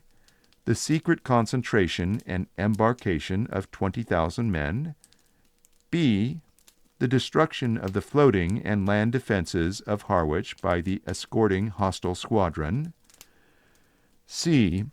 the disembarkation of 20,000 men with a proportion of artillery before the British fleet can arrive in sufficient force to give battle. 5. Fourthly, a landing in the Firth of Tay. This is not worth doing unless the force landed is at least 35,000 men. It is assumed that war has begun before the enemy actually completed their embarkation, that the British fleet has been forced to concentrate to the southward. Side note: it is almost hopeless to forecast what may happen during this critical time. No escorts could then be spared. In order to fight a general battle with the German fleet, that in the consequence the northern waters of the North Sea are denuded of ships, and that the passage of 15 or 20 independent transports to a fixed rendezvous, as suggested, will not be obstructed by any naval force which could not be overcome by the German warship escort. Side note: I doubt if much in the way of escort could be spared. The enemy must be prepared to meet our entire superior force in the North Sea. In this case, the forts are fully manned and the whole coast is alarmed and vigilant. The enemy's transports must be escorted and protected by cruisers or old battleships. The opposition of the forts must be beaten down, and any resistance by local territorials on land must be overcome and quelled. The objective of the invaders is Glasgow and the Clyde. The whole 6 divisions of the expeditionary force have left England for a distant war. Side note: on the whole, this seems a very risky undertaking, but by no means impossible, and on the assumption above, quite worth trying. The question to be resolved is whether these are all the operations which need be considered at the present time. Are they practicable? Side note: first 3, certainly. And if so, to what extent? Side note: with limitations. How could they be achieved? Side note: as described. What are the circumstances most favorable to their success? Side note: knowledge that we intend to send army to France, the strongest inducement, amounting almost to military necessity. What are the measures which should be taken in each case? Side note: Navy. Provide sea defenses for Blyth. Strengthen existing ones, notably Harwich, on the east coast. Man them on the principle of a ship in commission with nucleus crew. Provide local submarine defense flotillas at the principal east coast ports. Army. Adhere rigidly to the Committee of Imperial Defense recommendations, 1908, as accepted by His Majesty's government, i.e., retain 2 divisions at home. The times and conditions which I have prescribed are illustrative of the problem, and before any attempt is made to work out these cases in detail, the conditions should be formulated exactly. W.S.C., April 24, 1913. These papers are sufficient to show that we did not ignore the dangers that lay before us, or neglect the attempt to penetrate their mysteries. It is easy to underrate the difficulty of such work in days of peace. In time of war, there is great uncertainty as to what the enemy will do and what will happen next. But still, once you are at war, the task is definite and all-dominating. Whatever may be your surmises about the enemy or the future, your own action is circumscribed within practical limits. There are only a certain number of alternatives open. Also, you live in a world of reality where theories are constantly being corrected and curbed by experiment. Resultant facts accumulate and govern to a very large extent the next decision. But suppose the whole process of war is transported out of the region of reality into that of imagination. Suppose you have to assume, to begin with, that there will be a war at all. Secondly, that your country will be in it when it comes. Thirdly, that you will go in as a united nation, and that the nation will be united and convinced in time, and that the necessary measures will be taken before it is too late. Then the processes of thought become speculative indeed. Every set of assumptions which it is necessary to make draws new veils of varying density in front of the dark curtain of the future.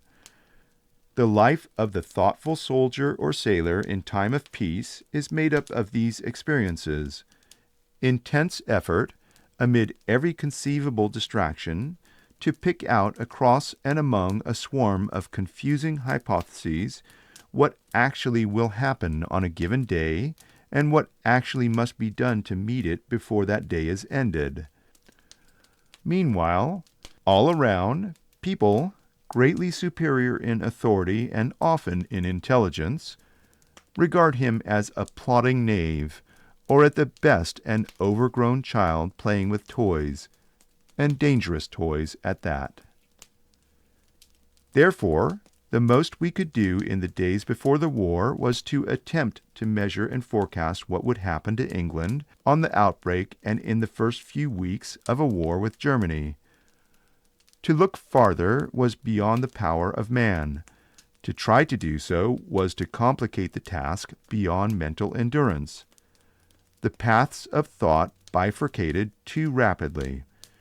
Would there be a great sea battle or not? What would happen then? Who would win the great land battle? No one could tell. Obviously, the first thing was to be ready, not to be taken unawares, to be concentrated, not to be caught divided, to have the strongest fleet possible in the best station under the best conditions in good time. And then, if the battle came, one could await its result with a steady heart. Everything, therefore, to guard against surprise. Everything, therefore, to guard against division. Everything, therefore, to increase the strength of the forces available for the supreme sea battle. But suppose the enemy did not fight a battle at sea, and suppose the battle on land was indeterminate in its results, and suppose the war went on not for weeks or months, but for years. Well, then, it would be far easier to judge those matters at the time, and far easier then, when everybody was alarmed and awake and active, to secure the taking of the necessary steps, and there would be time to take them. No stage would be so difficult or so dangerous as the first stage. The problems of the second year of war must be dealt with by the experience of the first year of war. The problems of the third year of war must be met by results observed and understood in the second, and so on. I repulse, therefore, on behalf of the Boards of Admiralty over which I presided down to the end of May 1915, all reproaches directed to what occurred in 1917 and 1918. I cannot be stultified by any lessons arising out of those years. It is vain to tell me that if the Germans had built in the 3 years before the war the submarines they built in the 3 years after it had begun, Britain would have been undone, or that if England had had in August 1914 the army which we possessed a year later, there would have been no war. Every set of circumstances involved every other set of circumstances. Would Germany, in profound peace, have been allowed by Great Britain to build an enormous fleet of submarines which could have no other object than the starvation and ruin of this island through the sinking of unarmed merchant ships? Would Germany have waited to attack France while England raised a powerful conscript army to go to her aid? Every event must be judged in fair relation to the circumstances of the time, and only in such relation. In examining the questions with which this chapter has been concerned, I was accustomed to dwell upon the dangers and the darker side of things. I did this to some extent intentionally, in order to create anxiety which would lead to timely precautions. Every danger set forth we tried to meet. Many we met. More never matured, either because they were prevented by proper measures, or because the Germans were less enterprising than I thought it prudent to assume. I will end on a more robust note. The following letter was written by me on November 1st, 1913, to a friend, a high naval authority, who had delivered a pessimistic lecture at the War College. Do you not think you are looking at the problem from a weak and one-sided point of view, which sees only the dangers which menace us, and is blind to all the far greater dangers which surround the weaker fleet? Taking your hypothesis that the German fleet come out to fight with every unit they can bring into line, why should it be supposed that we should not be able to defeat them? A study of the comparative fleet strength in the line of battle will be found reassuring. Why are our Second Fleet ships, which do not require a single reservist, to be considered less ready than German ships dependent on mobilized men? Why should it be supposed that a British fleet is bound to fight the German fleet at the exact time and place the German fleet desires? Why should we not, if we wish, refuse battle until any detached division has joined up? Why should we be forced to follow the enemy onto his selected ground, presumably from your paper, off our coasts, when a movement across his communications would not only place us in healthy waters, but cut him from his only hope of retreat and fuel? Why should the British battle fleets have to fly the North Sea when the Germans apparently can move about in perfect safety? All this drift of mind is pusillanimous. Put yourself for a few moments in the position of the admiral commanding the weaker fleet. If he goes out to fight with every unit, he knows he must expect to be attacked by a force at least 3 to 2 superior in numbers, superior in addition in strength, and superior by far ship for ship and squadron for squadron in quality. He knows he will have to move with his weaker force into waters which, to him, will appear infested by 70 or 80 British submarines and over 200 seagoing torpedo craft. He knows that he must sooner or later, and sooner much rather than later, return to German ports to coal, and that if he is cut off either by the British fleet or by the British submarines, or preferably by both, he runs the gravest risk of being not merely defeated, but destroyed. If he tries to reduce his inferiority in the line of battle by attempting diversions in the shape of landings, he knows he will have to send transports crowded with men through waters commanded by an unfought, superior enemy and swarming with torpedo craft, any one of which will send 5,000 or 6,000 men to the bottom. If he succeeds by great good fortune, probably at a heavy sacrifice, in landing 15,000 or 20,000 men, he knows that is perfectly useless unless it can be reinforced by 3 or 4 times as many. He knows that if his raid is not successfully supported within a very few days, those already on shore will have been killed or captured, and he will have to begin all over again. Lastly, he knows what people at maneuvers so often forget, to wit, that cannons kill men and smash ships, and that battles produce decisions against which there is no appeal. He knows that it will pay his enemy to lose ship for ship with him in every class, and that when this melancholy process has run its full course, that enemy would still have on the water a fleet in being not less numerous than that with which Germany had begun the war. If, knowing all this, the naturally offensive character of the German leads him to come out and stake everything on a pitched battle, surely that ought to be a cause to us of profound satisfaction. The second hypothesis, the war of harassments, is more indeterminate, and both sides may look about for some means of waiting on each other without undue risk, till decisive periods supervene. For after all, a ship can only fight another ship when she meets her. End of Chapter 7, Part 2.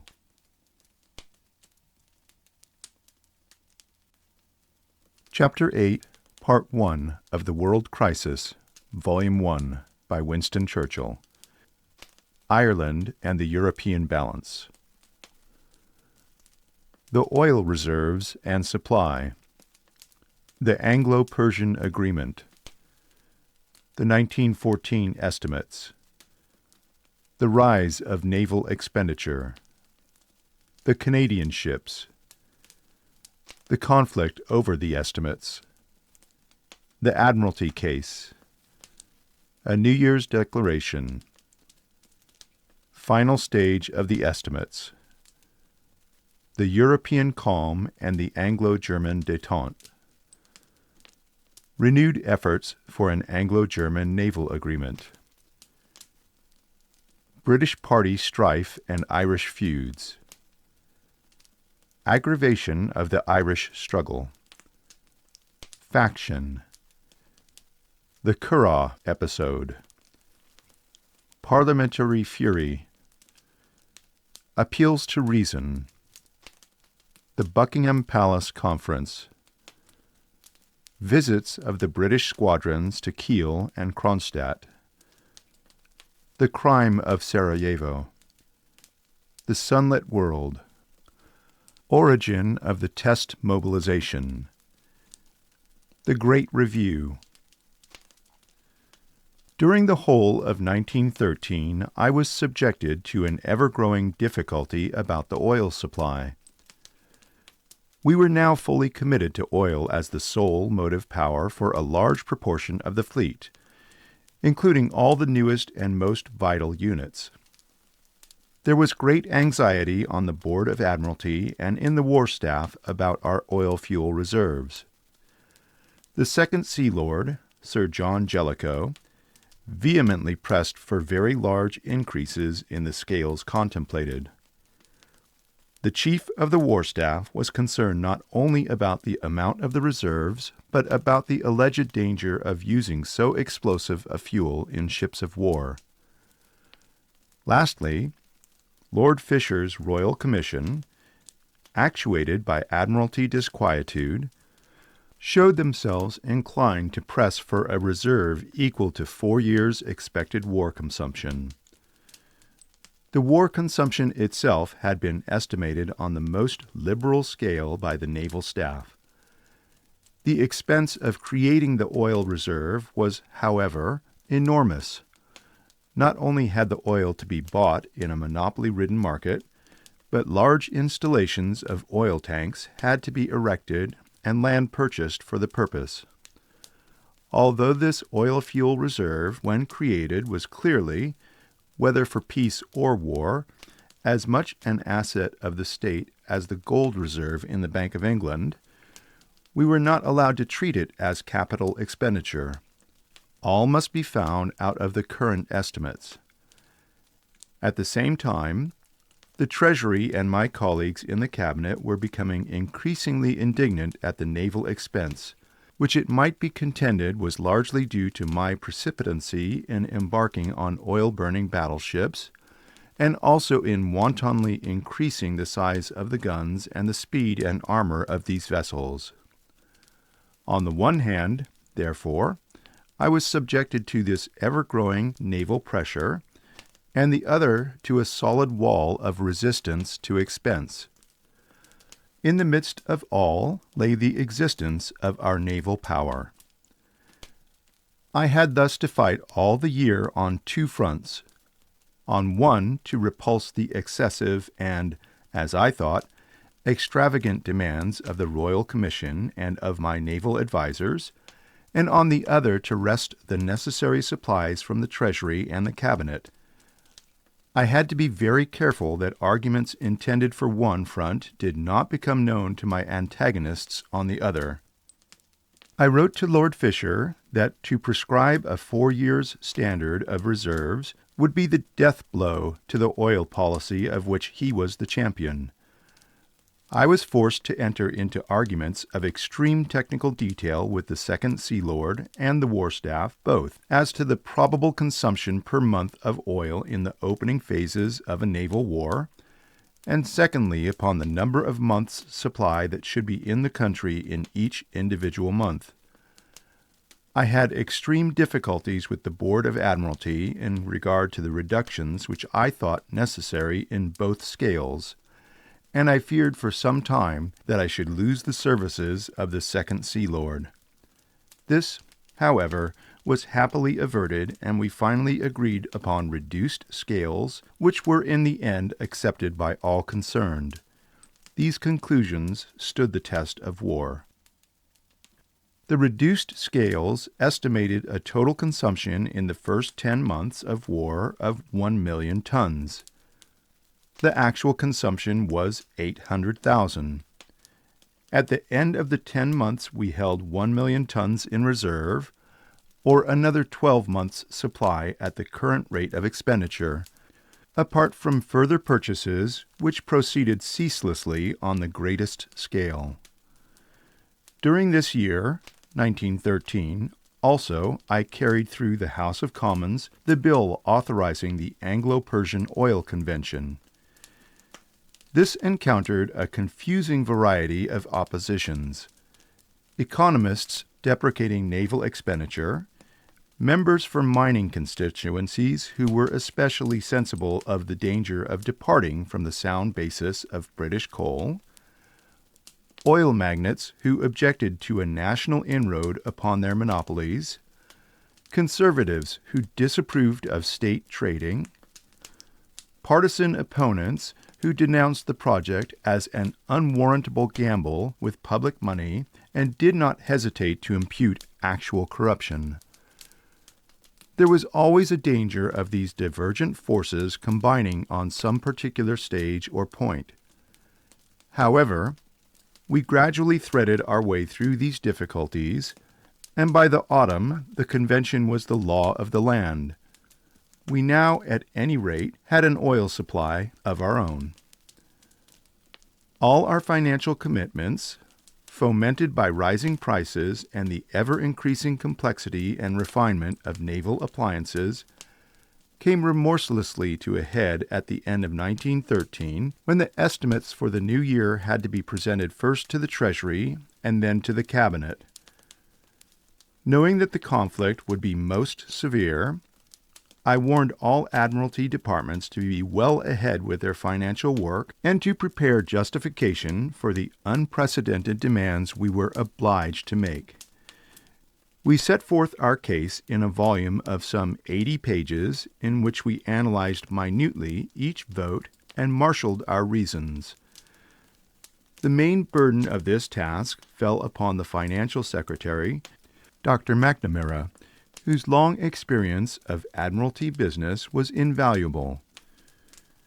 We failed to reach any agreement with the Treasury in the preliminary discussions, and the whole issue was remitted to the Cabinet at the end of November.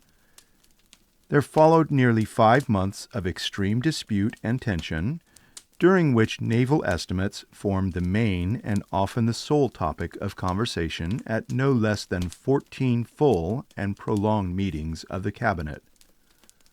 At the outset, I found myself almost in a minority of one. I was not in a position to give way on any of the essentials, especially in regard to the battleship program, without departing from the calculated and declared standards of strength on which the whole of our policy towards Germany depended. The Cabinet had decided in 1912 to maintain equality in the Mediterranean with the Austrian fleet, 4 dreadnoughts of which were steadily building. Moreover, the issue was complicated by the promised 3 Canadian dreadnoughts. The Canadian government had stipulated that these should be additional to the 60% standard. We had formally declared that they were indispensable, and on this assurance Sir Robert Borden was committed to a fierce party fight in Canada. As it was now clear, owing to the action of the Canadian Senate, that these additional, indispensable ships would not be laid down in the ensuing year, I was forced to demand the earlier laying down of 3 at least of the battleships of the 1914 to 1915 program. This was a very hard matter for the Cabinet to sanction. By the middle of December, it seemed to me certain that I should have to resign. The very foundations of naval policy were challenged, and the controversy was maintained by ministerial critics specially acquainted with Admiralty business, versed in every detail of the problem, and entitled to be exactly informed on every point. The Prime Minister, however, while appearing to remain impartial, so handled matters that no actual breach occurred. On several occasions, when it seemed that disagreement was total and final, he prevented a decision adverse to the Admiralty by terminating the discussion. And in the middle of December, when this process could go on no longer, he adjourned the whole matter till the middle of January. I wrote to him on December 18. Your letter is very kind, and I appreciate fully all the difficulties of the situation. But there is no chance whatever of my being able to go on if the quota of capital ships for 1914 to 15 is reduced below 4. Even the Daily News does not expect that. I base myself on 1. My public declarations in Parliament, 2. The 60% standard, see Minute of the Sea Lords, 3. The Cabinet decision on the Mediterranean, and 4. My obligations towards Mr. Borden. You must, in this last aspect, consider broad effects. If, on a general revirement of naval policy, the Cabinet decide to reduce the quota, it would be indispensable that a new exponent should be chosen. I have no doubts at all about my duty.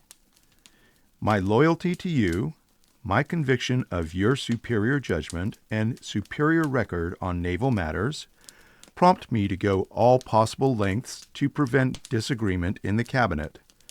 But no reduction or postponement beyond the year of the 4 ships is possible to me.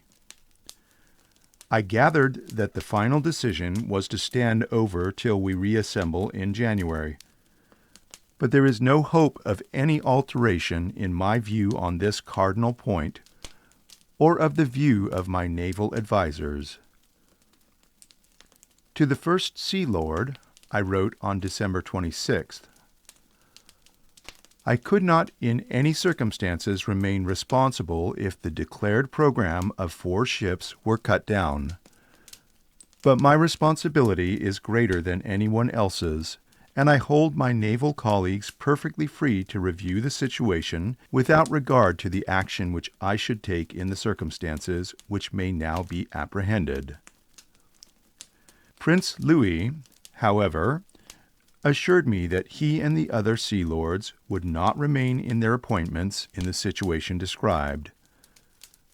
My 2 political colleagues, Dr. McNamara and Mr. Lambert, the civil lord, were both stalwart radicals, but there was no doubt that they also would have declined responsibility. They had both been at the Admiralty for 6 or 7 years, and their devotion to the interests of the Navy and of the national defense was unquestionable. We thus all stood together.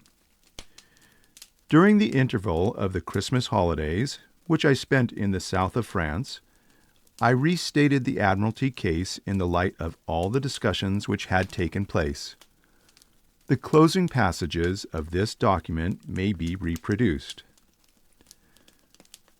The general situation. No survey of British naval expenditure and no controversy arising out of it can be confined to our naval strength. It must also have regard to our military weakness compared to all the other European states that are building navies. Even the modest establishments which Parliament has regarded as necessary have not been and are not being maintained. In 1913, when the 5 great powers of Europe have added over 50 millions to their military expenditure, when every power in the world is increasing the numbers and efficiency of its soldiers, our regular army has dropped by 6,200 men. The Special Reserve is 20,000 short, and the Territorials are 65,000 short.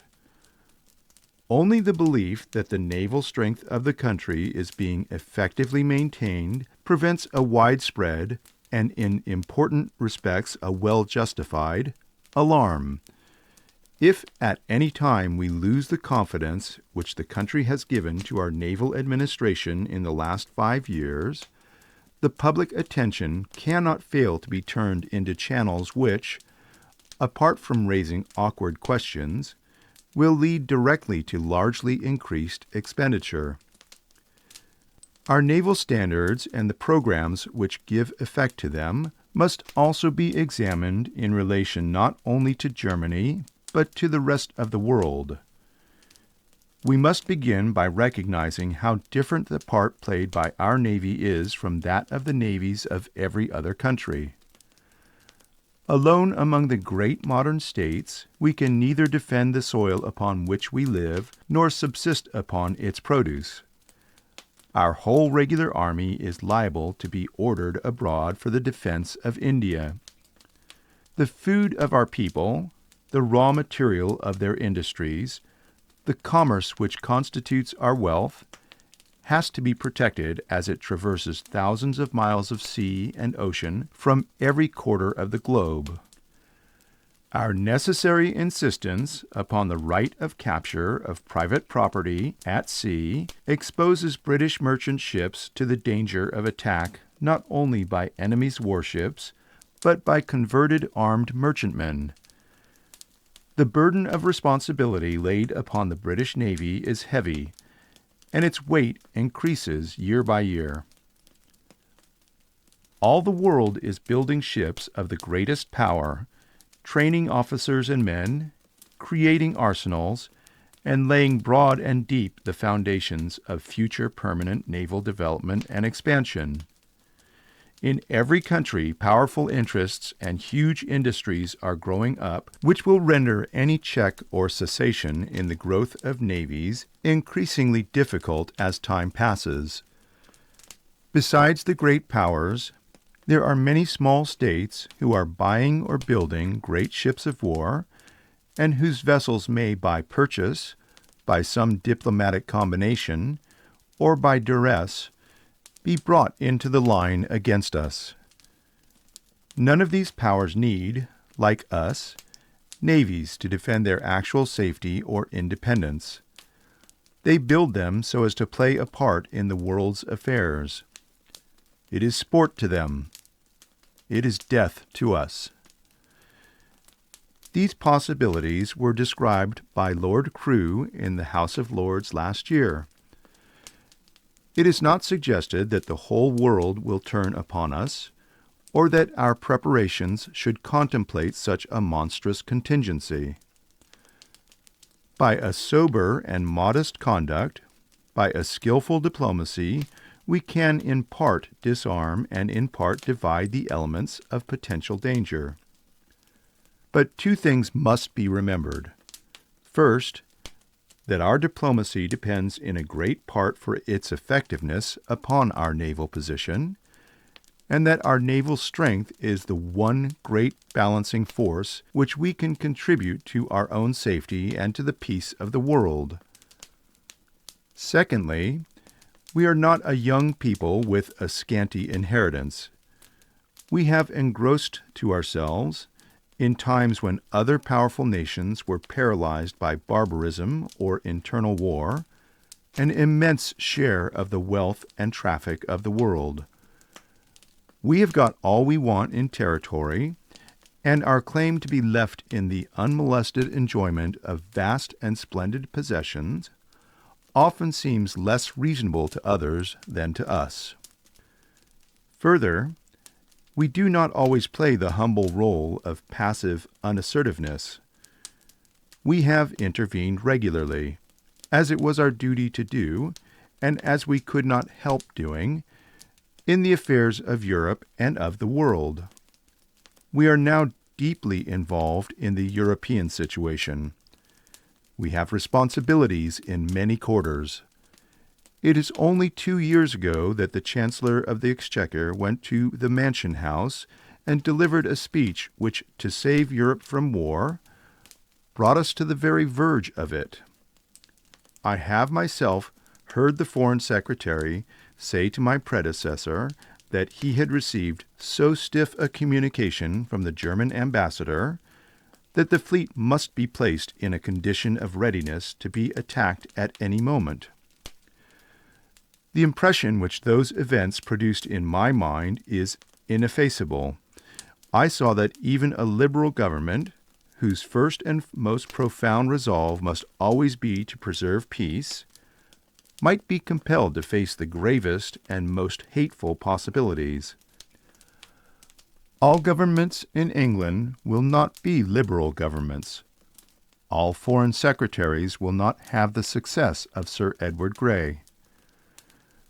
We have passed through a year of continuous anxiety, and, although I believe the foundations of peace among the great powers have been strengthened, the causes which might lead to a general war have not been removed and often remind us of their presence.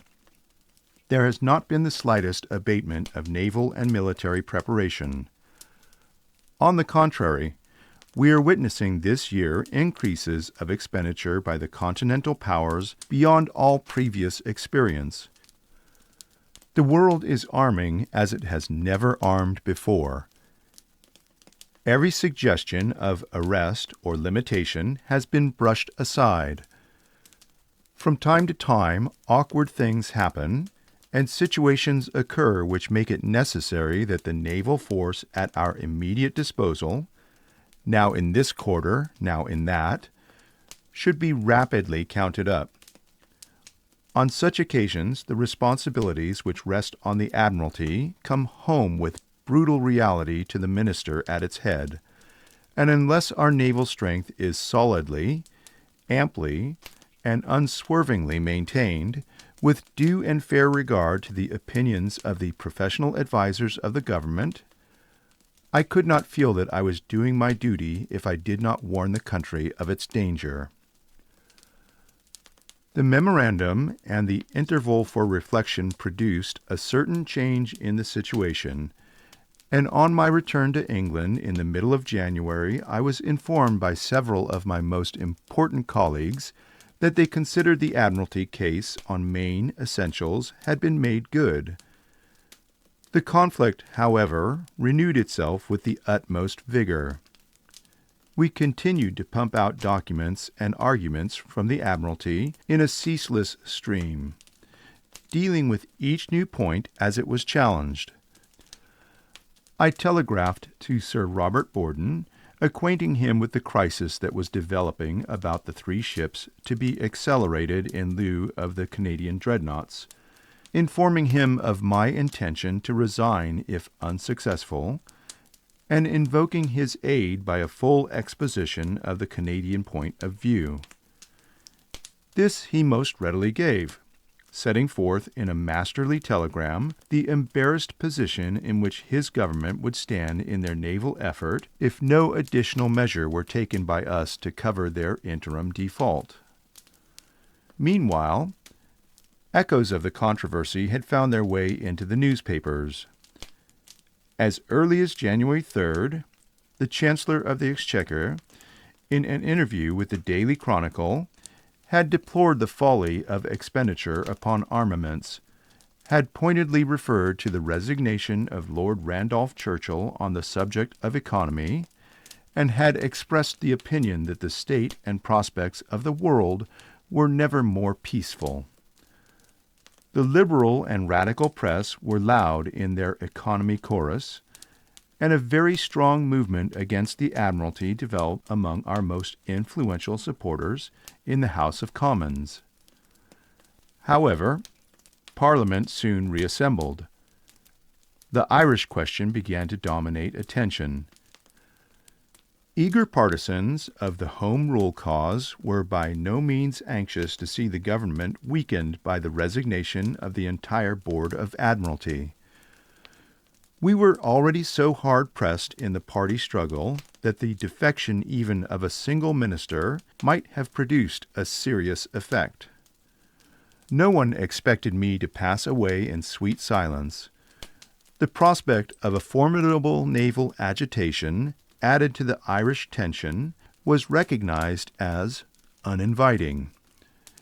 In order to strengthen myself with my party, I mingled actively in the Irish controversy, and in this precarious situation, the whole of February and part of March passed without any ground given or taken on either side. At last, thanks to the unwearying patience of the Prime Minister and to his solid, silent support, the naval estimates were accepted practically as they stood. In all these months of bickering, we had only lost 3 small cruisers and 12 torpedo boats for harbor defense. Estimates were presented to Parliament for 52.5 millions. We had not secured this victory without being compelled to give certain general assurances with regard to the future. I agreed, under proper reserves, to promise a substantial reduction on the estimates of the following year. When the time came, I was not pressed to redeem this undertaking. The spring and summer of 1914 were marked in Europe by an exceptional tranquility. Ever since Agadir, the policy of Germany towards Great Britain had not only been correct, but considerate. All through the tangle of the Balkan conferences, British and German diplomacy labored in harmony. The long distrust which had grown up in the Foreign Office, though not removed, was sensibly modified. Some, at least, of those who were accustomed to utter warnings began to feel the need of revising their judgment. The personalities who expressed the foreign policy of Germany seemed for the first time to be men to whom we could talk and with whom common action was possible. The peaceful solution of the Balkan difficulties afforded justification for the feeling of confidence. For months we had negotiated upon the most delicate questions on the brink of local rupture, and no rupture had come. There had been a score of opportunities, had any power wished to make war. Germany seemed, with us, to be set on peace. Although abroad the increase of armaments was proceeding with constant acceleration, although the 50 million capital tax had been levied in Germany, and that alarm bell was ringing for those that had ears to hear, a distinct feeling of optimism passed over the mind of the British government and the House of Commons. There seemed also to be a prospect that the personal goodwill and mutual respect which had grown up between the principal people on both sides might play a useful part in the future, and some there were who looked forward to a wider combination in which Great Britain and Germany, without prejudice to their respective friendships or alliances, might together bring the two opposing European systems into harmony and give to all the anxious nations solid assurances of safety and fair play. End of Chapter 8, Part 1.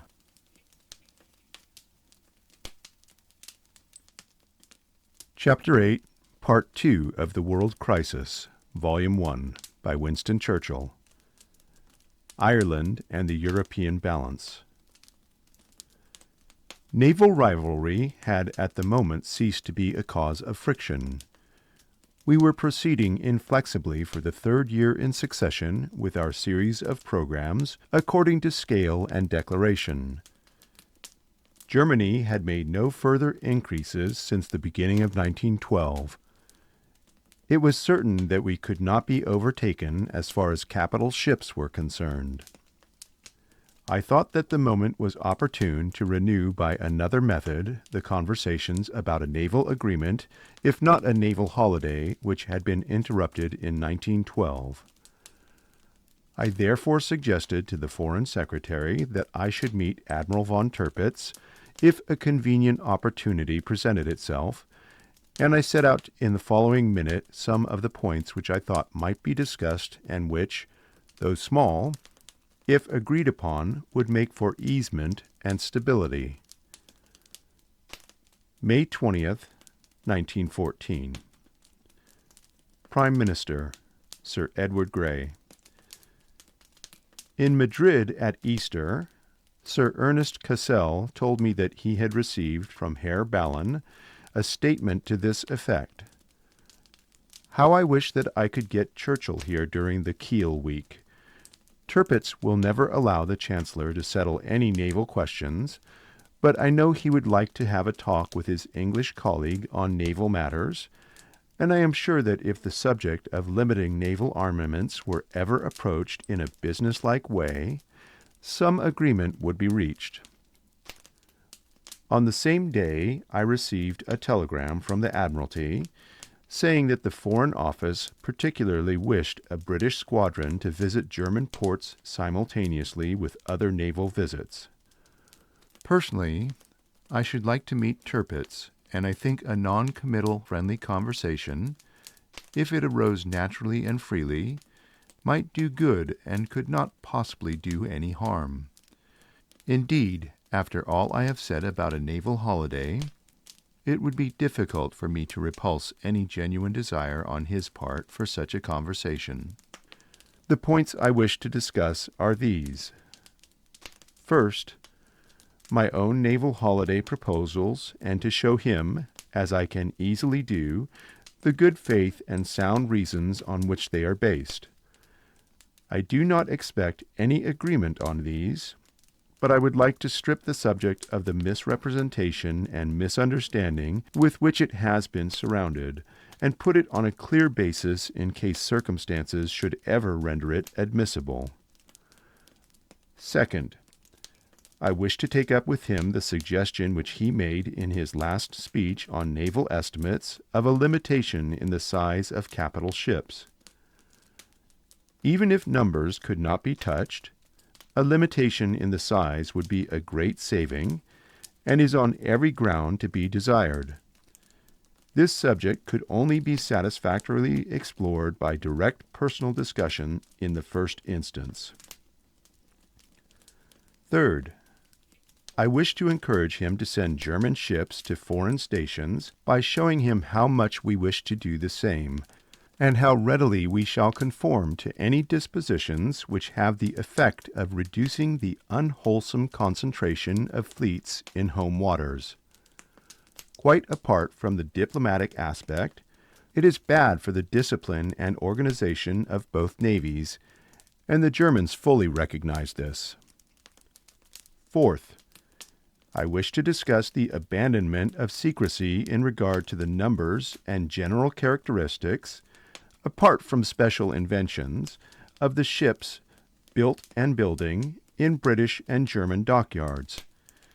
This policy of secrecy was instituted by the British Admiralty a few years ago with the worst results for us, for we have been much less successful in keeping our secrets than the Germans.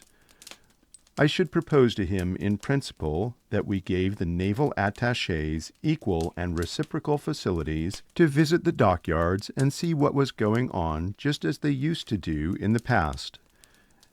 If this could be agreed upon, it would go a long way to stopping the espionage on both sides, which is a continued cause of suspicion and ill feeling.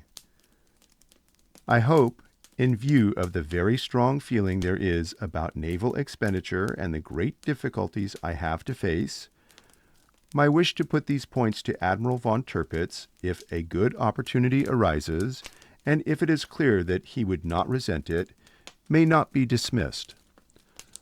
On the other hand, I do not wish to go to Germany for the purpose of initiating such a discussion. I would rather go for some other reason satisfactory in itself, and let the discussion of these serious questions come about only if it is clearly appropriate. For the present, I suggest that nothing should be done until the Emperor's invitation arrives, and secondly, until we hear what Tirpitz's real wish is. W.S.C. Sir Edward Grey was apprehensive that more harm than good might result from such a discussion, and I do not myself pronounce upon the point. But I am anxious to place the letter on record as a proof of my desire, while maintaining our naval position, to do all that could be done to mitigate asperity between the British and German empires. The strange calm of the European situation contrasted with the rising fury of party conflict at home. The quarrel between liberals and conservatives had taken on much of that tense bitterness and hatred belonging to Irish affairs. As it became certain that the Home Rule Bill would pass into law under the machinery of the Parliament Act, the Protestant counties of Ulster openly developed their preparations for armed resistance. In this they were supported and encouraged by the whole Conservative Party. The Irish nationalist leaders, Mr. Redmond, Mr. Dillon, Mr. Devlin, and others, watched the increasing gravity of the situation in Ulster with apprehension. But there were elements behind them whose fierceness and whose violence were indescribable, and every step or gesture of moderation on the part of the Irish parliamentary party excited passionate anger. Between these difficulties, Mr. Asquith's government sought to thread their way. From the earliest discussions on the Home Rule Bill in 1909, the Chancellor of the Exchequer and I had always advocated the exclusion of Ulster on a basis of county option or some similar process. We had been met by the baffling argument that such a concession might well be made as the final means of securing a settlement, but would be fruitless till then. The time had now arrived when the Home Rule issue had reached its supreme climax, and the Cabinet was generally agreed that we could not go farther without providing effectually for the exclusion of Ulster. In March, therefore, the Irish leaders were informed that the government had so resolved. They resisted vehemently. They had it in their power at any time to turn out the government, and they would have been powerfully reinforced from within the Liberal Party itself. There is no doubt that the Irish leaders feared, and even expected, that any weakening of the bill would lead to its and their repudiation by the Irish people. Confronted, however, with the undoubted fact that the government would not shrink from being defeated and broken up on the point, they yielded. Amendments were framed which secured to any Ulster county the right to vote itself out of the Home Rule Bill until after 2 successive general elections had taken place in the United Kingdom. There could be no greater practical safeguard than this. It preserved the principle of Irish unity, but it made certain that unity could never be achieved except by the free consent of the Protestant North, after seeing a Dublin Parliament actually on trial for a period of at least 5 years. These proposals were no sooner announced to Parliament than they were rejected with contumely by the Conservative opposition. We, however, embodied them in the text of the bill and compelled the Irish party to vote for their inclusion. We now felt that we could go forward with a clear conscience and enforce the law against all who challenged it. My own personal view had always been that I would never coerce Ulster to make her come under a Dublin Parliament, but I would do all that was necessary to prevent her stopping the rest of Ireland having the Parliament they desired. I believed this was sound and right, and in support of it I was certainly prepared to maintain the authority of Crown and Parliament under the Constitution by whatever means were necessary. I spoke in this sense at Bradford on March 14th. It is greatly to be hoped that British political leaders will never again allow themselves to be goaded and spurred and driven by each other or by their followers into the excesses of partisanship which on both sides disgraced the year 1914, and which were themselves only the culmination of that long succession of biddings and counterbiddings for mastery to which a previous chapter has alluded. No one who has not been involved in such contentions can understand the intensity of the pressures to which public men are subjected, or the way in which every motive in their nature, good, bad, and indifferent, is marshaled in the direction of further effort to secure victory. The vehemence with which great masses of men yield themselves to partisanship and follow the struggle as if it were a prize fight, their ardent enthusiasm, their glistening eyes, their swift anger, their distrust and contempt if they think they are to be balked of their prey, the sense of wrongs mutually interchanged, the extortion and enforcement of pledges, the infectious loyalties, the praise that waits on violence, the chilling disdain, the honest disappointment, the cries of treachery with which every proposal of compromise is hailed, the desire to keep good faith with those who follow, the sense of right being on one side, the harsh, unreasonable actions of opponents, all these acting and reacting reciprocally upon one another tend towards the perilous climax. To fall behind is to be a laggard or a weakling, not sincere, not courageous. To get in front of the crowd, if only to command them and to deflect them, prompts often very violent action. And at a certain stage, it is hardly possible to keep the contention within the limits of words or laws. Force, that final arbiter, that last soberer, may break upon the scene. The preparations of the Ulster men continued. They declared their intention of setting up a provisional government. They continued to develop and train their forces. They imported arms unlawfully and even by violence. It need scarcely be said that the same kind of symptoms began to manifest themselves among the nationalists. Volunteers were enrolled by thousands, and efforts were made to procure arms. As all this peril grew, the small military posts in the north of Ireland, particularly those containing stores of arms, became a source of preoccupation to the War Office. So also did the position of the troops in Belfast. The Orangemen would never have harmed the royal forces. It was more than probable that the troops would fraternize with them. But the government saw themselves confronted with a complete overturn of their authority throughout northeast Ulster. In these circumstances, military and naval precautions were indispensable.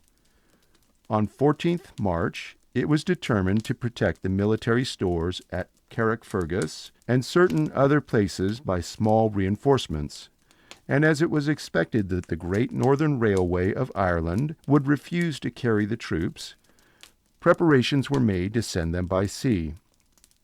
It was also decided to move a battle squadron and a flotilla from Arosa Bay, where they were cruising, to Lamlash, whence they could rapidly reach Belfast.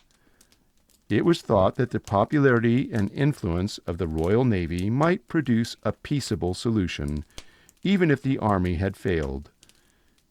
Beyond this, nothing was authorized, but the military commanders, seeing themselves confronted with what might well be the opening movements in a civil war, began to study plans of a much more serious character on what was the inherently improbable assumption that the British troops would be forcibly resisted and fired upon by the Orange Army. These military measures, limited though they were, and the possible consequences that might follow them, produced the greatest distress among the officers of the army, and when on 20th March the Commander-in-Chief in Ireland and other generals made sensational appeals to gatherings of officers at the Curragh to discharge their constitutional duty in all circumstances, they encountered very general refusals. These shocking events caused an explosion of unparalleled fury in Parliament and shook the state to its foundations. The Conservatives accused the government of having plotted the massacre of the Loyalists of Ulster, in which design they had been frustrated only by the patriotism of the army. The Liberals replied that the opposition were seeking to subvert the Constitution by openly committing themselves to preparations for rebellion, and had seduced not the army, but its officers from their allegiance by propaganda. We cannot read the debates that continued at intervals through April, May, and June without wondering that our parliamentary institutions were strong enough to survive the passions by which they were convulsed. Was it astonishing that German agents reported and German statesmen believed that England was paralyzed by faction and drifting into civil war and need not be taken into account as a factor in the European situation? How could they discern or measure the deep, unspoken understandings which lay far beneath the froth and foam and fury of the storm? In all these scenes, I played a prominent and a vehement part, but I never doubted for a moment the strength of the foundation on which we rested. I felt sure in my own mind that, now that the sting was out of the Home Rule Bill, nothing in the nature of civil war would arise. On the contrary, I hoped for a settlement with the Conservative Party, not only upon the Home Rule Bill with Ulster excluded, but also on other topics which ever since 1909 had been common ground between some of those who were disputing so angrily. I felt, however, that the Irish crisis must move forward to its climax, and that a reasonable settlement could only be reached in the recoil. On the 28th April, I closed a partisan reply to a violent attack with the following direct appeal to Sir Edward Carson. I adhere to my Bradford speech, but I will venture to ask the House once more at this moment, in our differences and quarrels, to consider whither it is we may find ourselves going. Apart from the dangers which this controversy and this debate clearly show exist at home, look at the consequences abroad. Anxiety is caused in every friendly country by the belief that for the time being Great Britain cannot act. The high mission of this country is thought to be in abeyance, and the balance of Europe appears in many quarters for the time being to be deranged. Of course, foreign countries never really understand us in these islands. They do not know what we know, that at a touch of external difficulties or menace, all these fierce internal controversies would disappear for the time being, and we should be brought into line and into tune. But why is it that men are so constituted that they can only lay aside their own domestic quarrels under the impulse of what I will call a higher principle of hatred? Why cannot the right honorable and learned gentleman, Sir Edward Carson, say boldly, "Give me the amendments to this Home Rule Bill which I ask for, to safeguard the dignity and the interests of Protestant Ulster, and I in return will use all my influence and goodwill to make Ireland an integral unit in a federal system." These words gave the debate an entirely new turn. The Prime Minister said the next day, "The First Lord's proposal was made on his own account, but I am heartily in sympathy with it." Mr. Balfour declared that it had the promise and the potency of a settlement which would avoid this final and irreparable catastrophe of civil war. Later, Sir Edward Carson, after laying stress on the gravity of the crisis and the weakening it entailed on the position of Great Britain abroad, declared that he would not quarrel with the matter or the manner of my proposal, and that he was not very far from the First Lord. If Home Rule passed, his most earnest hope would be that it might be such a success that Ulster might come under it, and that mutual confidence and goodwill might arise in Ireland, rendering Ulster a stronger unit in the federal scheme. These potent indications were not comprehended on the continent. During the whole of May and June, the party warfare proceeded in its most strident form. But underneath the surface, negotiations for a settlement between the two great parties were steadily persisted in. These eventuated on the 20th of July in a summons by the King to the leaders of the Conservative, Liberal, and Irish parties to meet in conference at Buckingham Palace. When this conference was in its most critical stage, I wrote the following letter to Sir Edward Grey. The wording is curious in view of the fact that I had then no idea of what the next 48 hours was to produce.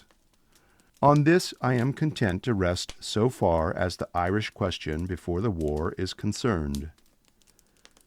Mr. Churchill to Sir Edward Grey, July 22, 1914. Failing an Irish agreement, there ought to be a British decision.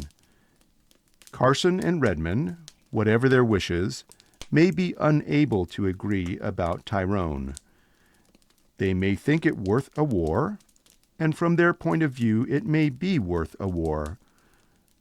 But that is hardly the position of the 40 millions who dwell in Great Britain, and their interests must, when all is said and done, be our chief and final care. In foreign affairs, you would proceed by two stages. First, you would labor to stop Austria and Russia going to war. Second, if that failed, you would try to prevent England, France, Germany, and Italy being drawn in.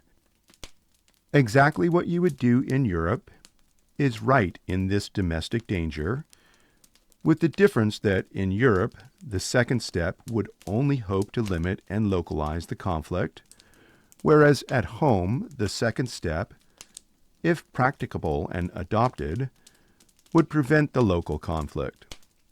The conference, therefore, should labor to reduce the difference to the smallest definite limits possible. At that point, if no agreement had been reached, the Speaker should be asked to propose a partition, and we should offer the Unionist leaders to accept it if they will. I want peace by splitting the outstanding differences, if possible with Irish acquiescence, but if necessary over the heads of both Irish parties. At the end of June, the simultaneous British naval visits to Kronstadt and Kiel took place. For the first time for several years, some of the finest ships of the British and German navies lay at their moorings at Kiel, side by side, surrounded by liners, yachts, and pleasure craft of every kind. Undue curiosity in technical matters was banned by mutual agreement. There were races, there were banquets, there were speeches. There was sunshine, there was the emperor. Officers and men fraternized and entertained each other afloat and ashore. Together they strolled arm in arm through the hospitable town, or dined with all good will in mess and wardroom. Together they stood bareheaded at the funeral of a German officer killed in flying an English seaplane. In the midst of these festivities, on the 28th of June, arrived the news of the murder of the Archduke Charles at Sarajevo. The emperor was out sailing when he received it. He came on shore in noticeable agitation, and that same evening, canceling his other arrangements, quitted Kiel. Like many others, I often summon up in my memory the impression of those July days. The world on the verge of its catastrophe was very brilliant. Nations and empires crowned with princes and potentates rose majestically on every side, lapped in the accumulated treasures of the long peace. All were fitted and fastened, it seemed securely, into an immense cantilever. The two mighty European systems faced each other, glittering and clanking in their panoply, but with a tranquil gaze. A polite, discreet, pacific, and on the whole sincere diplomacy spread its web of connections over both. A sentence in a dispatch, an observation by an ambassador, a cryptic phrase in a parliament seemed sufficient to adjust from day to day the balance of the prodigious structure. Words counted, and even whispers. A nod could be made to tell. Were we, after all, to achieve world security and universal peace by a marvelous system of combinations in equipoise and of armaments in equation, of checks and counterchecks on violent action ever more complex and more delicate? Would Europe, thus marshaled, thus grouped, thus related, unite into one universal and glorious organism, capable of receiving and enjoying in undreamed-of abundance the bounty which nature and science stood in hand to give? The old world in its sunset was fair to see. But there was a strange temper in the air. Unsatisfied by material prosperity, the nations turned restlessly towards strife, internal or external. National passions, unduly exalted in the decline of religion, burned beneath the surface of nearly every land with fierce if shrouded fires. Almost one might think the world wished to suffer. Certainly men were everywhere eager to dare. On all sides, the military preparations, precautions, and counter-precautions had reached their height.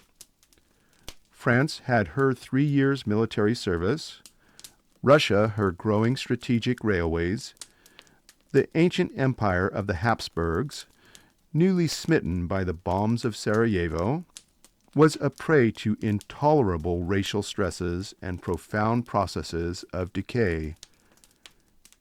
Italy faced Turkey. Turkey confronted Greece. Greece, Serbia, and Romania stood against Bulgaria. Britain was rent by faction and seemed almost negligible. America was 3,000 miles away. Germany, her 50 million capital tax expended on munitions, her army increases completed, the Kiel Canal opened for dreadnought battleships that very month, looked fixedly upon the scene, and her gaze became suddenly a glare.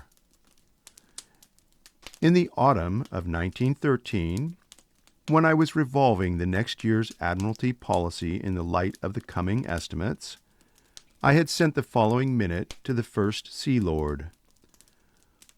October 22nd, 1913. First Sea Lord, Second Sea Lord, Secretary.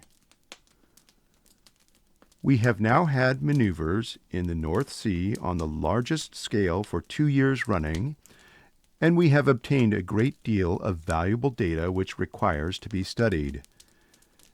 It does not therefore seem necessary to supplement the ordinary tactical exercises of the year 1914-15 by grand maneuvers. A saving of nearly £200,000 could apparently be effected in coal and oil consumption, and a certain measure of relief would be accorded to the estimates in an exceptionally heavy year. In these circumstances, I am drawn to the conclusion that it would be better to have no grand maneuvers in 1914-15, but to substitute instead a mobilization of the Third Fleet. The whole of the Royal Fleet Reserve and the whole of the reserve officers could be mobilized and trained together for a week or 10 days. The Third Fleet ships would be given the exact complements they would have in war, and the whole mobilization system would be subjected to a real test. The balanced fleet reservists could be carefully tested as to quality and trained either afloat or ashore. I should anticipate that this would not cost more than £100,000, in which case there would still be a saving on the fuel of the maneuvers. While the Third Fleet ships were mobilized, the First Fleet ships would rest, and thus plenty of officers would be available for the training of the reservists on shore, and possibly, if need be, for their peace training afloat. This last would, of course, reveal what shortage exists. A very large staff would be employed at all the mobilizing centers to report upon the whole workings of the mobilization. The schools and training establishments would be closed temporarily according to the mobilization orders, and the whole process of putting the Navy on a war footing, so far as the Third Fleet was concerned, would be carried out. I should not propose to complete the Second Fleet, as we know all about that. At another time in the year, I should desire to see mobilized the whole of the Royal Naval Volunteer Reserve, and put them afloat on First Fleet ships for a week as additional to complements. Please put forward definite proposals with estimates for carrying out the above policy, and at the same time let me have your opinion upon it. W.S.C. Prince Louis agreed. The necessary measures were taken, and the project was mentioned to Parliament on the 18th of March, 1914. In pursuance of these orders, and without connection of any kind with the European situation, the test mobilization began on the 15th of July. Although there was no legal authority to compel the reservists to come up, the response was general, upwards of 20,000 men presenting themselves at the naval depots. The whole of our mobilization arrangements were thus subjected for the first time in naval history to a practical test and thorough overhaul. Officers specially detached from the Admiralty watched the process of mobilization at every port in order that every defect, shortage, or hitch in the system might be reported and remedied. Prince Louis and I personally inspected the process at Chatham. All the reservists drew their kits and proceeded to their assigned ships. All the Third Fleet ships coaled and raised steam and sailed for the general concentration at Spithead. Here, on the 17th and 18th of July, was held the Grand Review of the Navy. It constituted incomparably the greatest assemblage of naval power ever witnessed in the history of the world. The King himself was present and inspected ships of every class. On the morning of the 19th, the whole fleet put to sea for exercises of various kinds. It took more than 6 hours for this armada, every ship decked with flags and crowded with blue jackets and marines, to pass, with bands playing and at 15 knots, before the royal yacht, while overhead the naval seaplanes and aeroplanes circled continuously.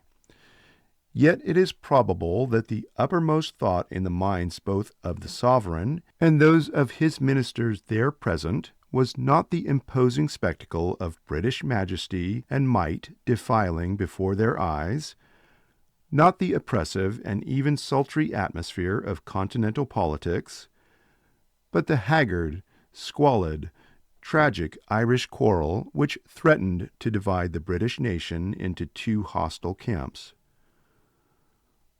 One after another, the ships melted out of sight beyond the Nab.